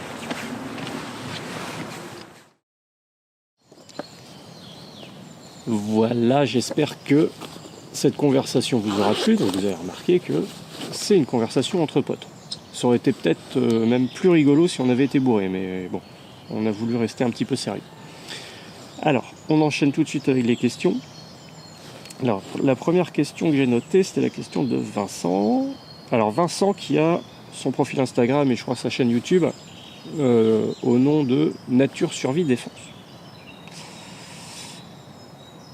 Alors, j'ai pas le début de la question. Est-ce que tu utilises du bois vert et tu laisses sécher après avoir fini la sculpture ou direct travail sur bois mort? Ouh, Vincent, c'est quoi cette syntaxe? Donc Vincent me demande, pour sculpter des cuillères et des kuksas, est-ce que j'utilise d'abord du bois vert à laisser sécher ou est-ce qu'on prend direct du bois mort et qu'on travaille dessus? Bah honnêtement,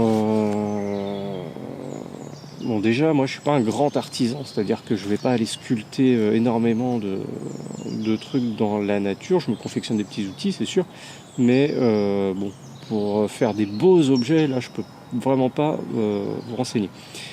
Bon, j'ai sculpté les deux. La première fois où j'ai voulu faire une cuillère, j'ai pris du bouleau, un bouleau qui était mort, mais pas en décomposition bien entendu, parce qu'il faut que le bois soit encore intègre. Et tout simplement j'ai travaillé dessus. Parce que je me suis dit que j'allais sûrement me foirer, c'était la première fois que je faisais ça, la première cuillère que je réalisais. Donc j'ai voulu vraiment prendre du bois mort, donc un tronc qui était tombé au sol, je l'ai débité, j'ai commencé à le sculpter, ça m'a pris pas mal de temps, je suis plutôt content du résultat. Et donc là, le bois, il était déjà mort, relativement sec, et j'ai eu simplement à rajouter de l'huile dessus. Le bouleau, l'avantage, c'est que c'est un bois qui est relativement tendre et qui reste facile à travailler, même lorsqu'il est mort. C'est pas le cas de tous les bois. Donc il y a des bois qui seront plutôt à travailler vert, je pense. Si vous allez voir sur mon blog et que vous trouvez l'article avec Christophe Tamourt qui sculpte une cuillère de bois, vous découvrirez que lui, il va justement récolter du bois qui est en voie de dessiccation. Donc il y a du bois qui a déjà été coupé, qui est exposé dans la forêt en fait simplement pour maturer. Et lui, il va utiliser ce bois-là. Donc il reste encore un petit peu d'humidité dedans, mais c'est pas tout à fait du bois mort et sec. Et ensuite, il y a des bois qui sont plus agréables à sculpter lorsqu'ils sont verts, notamment le noisetier par exemple. Le noisetier, le gros avantage si on l'utilise vert, c'est qu'on sait que la ressource va repousser très facilement. Un noisetier, lorsqu'on le coupe, il va former de nombreux rejets. Donc on a moins de scrupules à s'attaquer à un noisetier vert, puisque on sait que ça va repartir tout de suite. Et de toute façon, avec les rejets de noisetier, moi, tout ce que j'ai pu sculpter, c'était des petites fourchettes pour le repas, pour le bivouac. Donc ça, c'est une des activités que je propose en stage, et puis des petits cure-dents, des petits pics, tout simplement, pour qu'on puisse faire la cuisine. Parfois aussi des spatules, des trucs relativement simples, Donc le bois vert, l'avantage si tu dois sculpter quelque chose, c'est qu'au moins il a moins de chances de prendre feu, donc c'est bien pour les ustensiles que tu utilises autour du camp. Le bois mort, l'avantage c'est que tu sais que tu n'abîmes pas trop la ressource, tu sais que tu limites ton empreinte sur l'environnement. Alors par contre, tu as des bois, lorsqu'ils sont bien secs, tout ce qui est dense, charme, chêne, ce genre de trucs, pour le sculpter lorsque le bois est bien sec et bien mature, lorsque c'est mort, là, c'est super difficile. Donc je suis pas un expert du bois, il faudrait demander à quelqu'un qui a un vrai don comme Jacob Carou, qui se débrouille vachement bien avec le bois depuis tout petit. Donc lui saura sûrement mieux te renseigner, tu lui envoies une petite question, je suis sûr qu'il va te répondre. Donc voilà Vincent. Ensuite, j'avais Henri qui m'a posé une question pas inintéressante, mais à laquelle il est difficile de répondre en réalité. Alors, Henri qui m'envoie: quelle est la durée de stockage des pastilles micropures? Bon, en temps normal, j'y aurais même pas répondu, parce qu'il n'y a ni bonjour ni merci. Mais en fait, le problème, c'est que la question est assez intéressante. Bon, alors, les pastilles micro-pures, pour être clair, ce sont ces petites pastilles qu'on rajoute dans de l'eau pour la purifier, pour la désinfecter, si vous voulez. Donc ça s'attaque essentiellement à la pollution microbienne, donc par des micro-organismes. Il y a différentes pastilles de micro-pures. Alors, je me suis pas trop penché sur la question, mais il y en a qui sont plus ou moins dosées, plus ou moins concentrées. Il y en a qui n'ont pas tout à fait la même composition, donc ils ne s'attaquent pas forcément aux mêmes micro-organismes.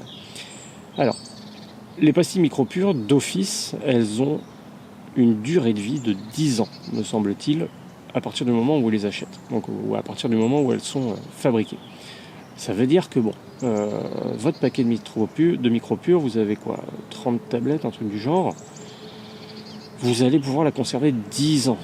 Donc ça vous laisse déjà de la marge. Si vraiment vous retrouvez chez vous des pastilles micro-pures dont la date est dépassée, alors là c'est un peu plus difficile d'obtenir de vrais chiffres, mais a priori, d'après ce que j'ai entendu, de gens qui l'ont entendu, de gens qui travaillent dans des labos, etc., donc ça vaut ce que ça vaut, ce sont surtout des on-dit. A priori, au-delà de la date limite, donc de la date de péremption, les pastilles sont encore utilisables. Il suffit juste d'augmenter le temps d'exposition ou éventuellement d'augmenter la dose. Bon, bien sûr, si vous essayez de purifier de l'eau avec des pastilles micro-pures qui sont dépassées depuis plus de 20 ans, vous ne savez pas trop où ça va vous amener. Juste pour dire que l'ensemble des substances actives du genre médicaments ont été étudiées justement au-delà de leur date de péremption. Alors c'est une étude qui date de 2002 de la FDA, la Food and Drug Administration aux États-Unis, qui montrait que dans 86% des cas, je crois, attendez, j'ai dû le noter ça. Non. Si, 86%, voilà. 86% des médicaments étudiés sont encore stables 5 ans après la date de péremption. Donc ça veut dire que 86% des médicaments du panel qu'ils ont utilisé étaient encore utilisables en tant que tels et surtout inoffensifs, toujours efficaces, dans le but pour lesquels ils ont été créés, encore 5 ans après la date de péremption. Donc si c'est le cas des pastilles micro-pures, déjà tu peux considérer que 5 ans après la date de péremption, tu peux encore utiliser tes pastilles micro-pures pour purifier de l'eau. Maintenant, ça c'est à nuancer parce que déjà, la date de péremption d'un médicament, d'une substance active en général, c'est quand la substance active, justement, s'est dégradée ou a perdu de son efficacité. En gros, lorsque un médicament arrive à la date de péremption, il est efficace à 90% et non 100% au niveau de la date de fabrication. Et au-delà, en général, les laboratoires ne s'engagent pas puisque ils sont pas. Alors, déjà, ils doivent faire de la thune, soyons clairs. Et puis, ils savent pas vraiment vous conseiller, vous dire si le médicament peut se révéler toxique ou pas. Alors justement, on nuance encore plus le propos. Il y a des médicaments, en particulier les antibiotiques. Lorsqu'ils se dégradent au-delà de la date de péremption, ils peuvent devenir toxiques. C'est le cas de la tétracycline en particulier. Si vous consommez de la tétracycline périmée depuis un certain moment, il y a de fortes chances que vous en ayez des effets secondaires vraiment indésirables, puisque la tétracycline va se dégrader en une substance qui est potentiellement toxique. Donc il n'y a pas de bonne réponse en fait à cette question-là. Le simple fait de savoir que déjà à la base les micro-pures ont une durée de vie de 10 ans, ça laisse quand même de la marge.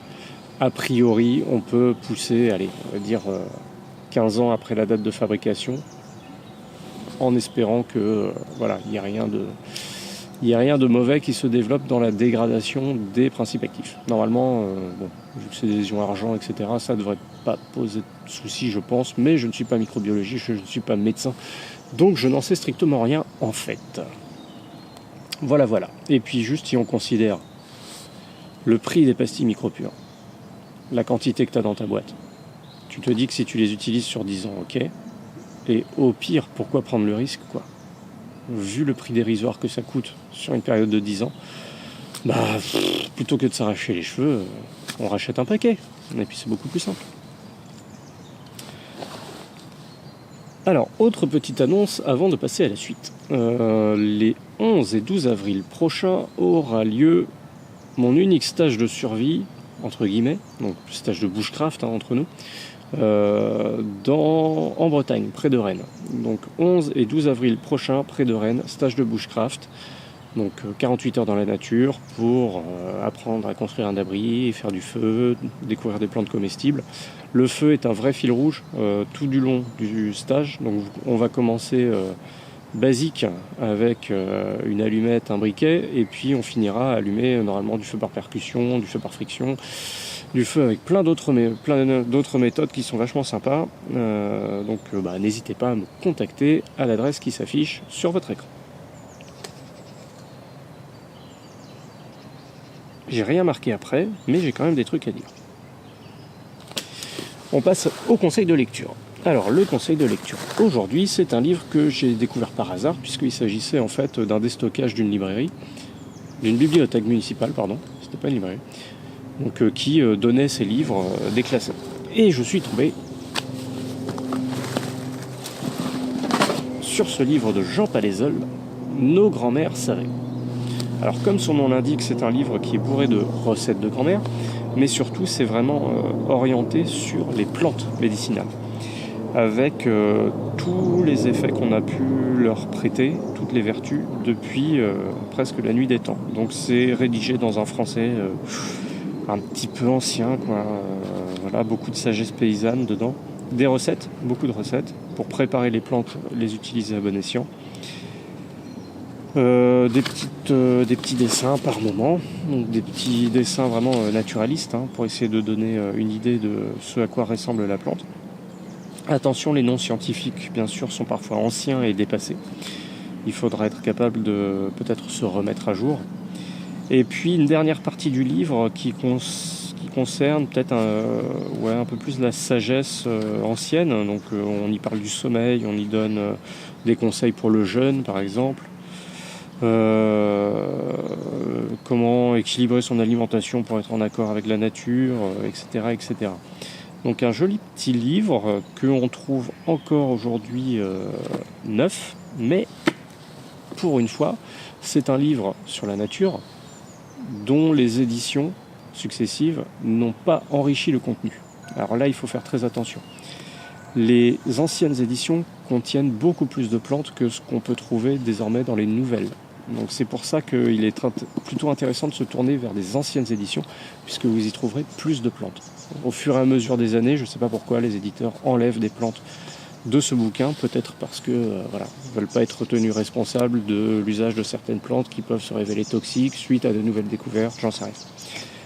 Donc si vous voulez quelque chose de complet, achetez-le d'occasion, vous le trouvez vraiment à pas cher. Et c'est un livre qui est vraiment très intéressant à lire, avec des bonnes petites recettes pour soigner les petits maux de tous les jours, Donc dans mon édition, il y a un peu plus de 160 plantes pour traiter différents troubles. Alors ce qui est intéressant aussi, c'est que vous pouvez chercher non seulement par nom de plante, si vous voulez en connaître les vertus, mais vous pouvez aussi chercher par symptômes ou par organe, si vous savez ce que vous voulez en particulier traiter. Et du coup, on vous renvoie vers les recettes adaptées. Nos grands-mères savaient. Et ça, c'est bien vrai. Elles savaient beaucoup de choses, seulement de nos jours, on a oublié. Dans l'épisode 29, je vous avais proposé de rechercher par vous-même 3 ressources vous permettant d'allumer des flammes sur le terrain. Peut-être que vous avez fait vos recherches par vous-même, peut-être que vous connaissiez déjà 3 ressources pour faire des flammes, donc moi je vais vous donner quelques petites idées. Dans le podcast précédent, justement, j'avais répondu à une question concernant l'écorce de bouleau, et je pense que l'écorce de bouleau, c'est la méthode bushcraft, peut-être la plus élégante, je sais pas, peut-être la plus connue, pour créer des flammes à partir d'un fire steel. Donc il s'agit bien de la préparer, mais en tout cas, votre fire steel qui fait des petites étincelles, vous allez directement pouvoir créer des flammes grâce à l'écorce de bouleau, grâce à la préparation de l'écorce de bouleau.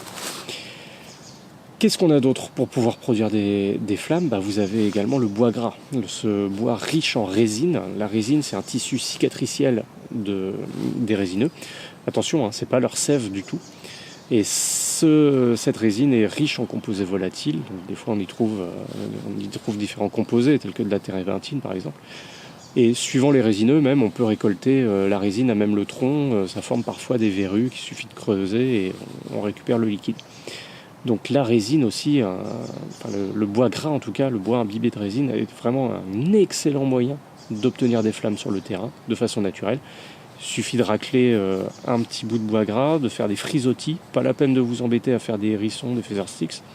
Juste avec le dos de la lame, vous raclez pour faire des petits frisottis et ça s'enflamme vraiment très très bien. Et surtout une flamme très chaude qui dure longtemps.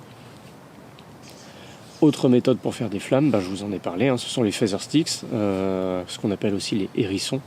Donc tout simplement on récupère le cœur d'un morceau de bois, une bonne branche. L'idéal c'est un bois qui soit riche en fibres, donc le saule par exemple, ça vous permet de faire des super feather sticks avec des longs copeaux qui se décollent vraiment très facilement. Donc pour sculpter, il suffit d'essayer, de tendre vers l'épaisseur de papier à cigarette, vraiment. Et on essaye de faire de longs copeaux qui vont bien s'enrouler. Alors, le feather sticks en lui-même, l'avantage c'est que les copeaux restent accrochés au bâton, mais en réalité, de simples copeaux, ça suffit. Du temps que vous arrivez à faire des trucs très très très fins. Si vous allez voir ma vidéo justement sur les feather sticks, je vous montre comment faire des micro feather sticks. Et les micro feather sticks, c'est une position que vous trouverez dans la vidéo. Il suffit de caler le petit bâton au niveau du genou, vous calez votre lame contre la rotule, et en fait c'est juste le bâton que vous allez tirer tout doucement vers la lame. Donc il faut une lame bien aiguisée.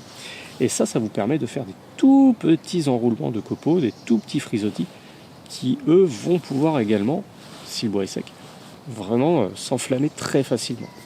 Donc les 3 méthodes que je vous propose, c'est écorce de bouleau, bois gras et puis feather sticks. Si vous en voulez d'autres, il y a toutes les graines de... C'est quoi ce truc ?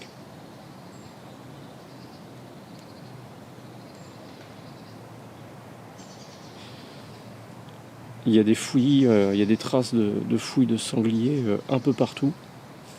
Et là, je viens de voir passer un gros machin noir. Bon.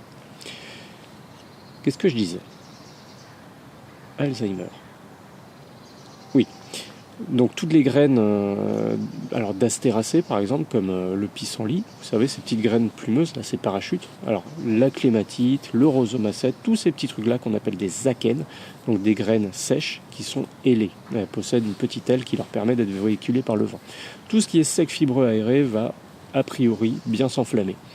Si vous voulez aller plus loin, il y a également les ajoncs, lorsqu'ils sont bien secs. C'est vraiment quelque chose de super à utiliser en Bretagne, surtout que les ajoncs secs ne piquent pas. Contrairement aux ajoncs qui sont encore un petit peu en vie, là vous n'allez pas vous y attaquer avec des mains nues. Et puis bien sûr tout ce qui est les herbes sèches, alors à bien froisser, malaxer, être sûr qu'elles soient bien sèches, et bien exprimer les fibres. Et là vous avez encore une ressource naturelle qui permet de créer des flammes.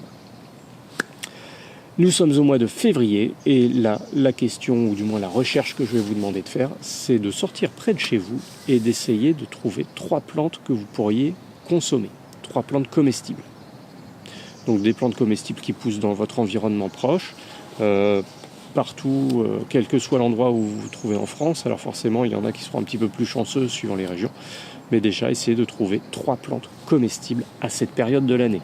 C'est sûr que l'hiver, c'est pas la première période à laquelle on pense pour récolter des plantes sauvages. Et voilà, on a fait le tour. Donc je vous remercie encore de m'avoir écouté. Je répète que si vous voulez davantage d'informations, des articles sur le bushcraft, retrouver les anciens numéros du podcast, retrouver mes publications, retrouver des vidéos, retrouver des conseils pour le matériel, pour la lecture, vous allez sur mon blog albancamp.com. Si vous voulez m'envoyer des questions pour animer le podcast, c'est très simple, c'est l'adresse questions@albancamp.com. Et si vous voulez soutenir le podcast, surtout, regardez dans la description de cet épisode, vous allez trouver un lien vers mes publications, un lien vers le livre que je viens de vous présenter, Nos grands-mères savaient. Si vous passez par ce lien, une infime partie de votre achat m'est reversée, une toute petite commission, ça ne change rien au prix de votre achat. Et moi, ça va peut-être me permettre d'acheter un putain de nouveau trépied à la con. C'est le 3e que je pète en venant dans les bois quand même. Donc À force d'acheter de la merde, ça dure pas très longtemps. Donc je vais devoir y mettre le prix, je pense, bientôt. Voilà. Et ben on se dit à bientôt. Bonne journée et bon bushcraft à tous.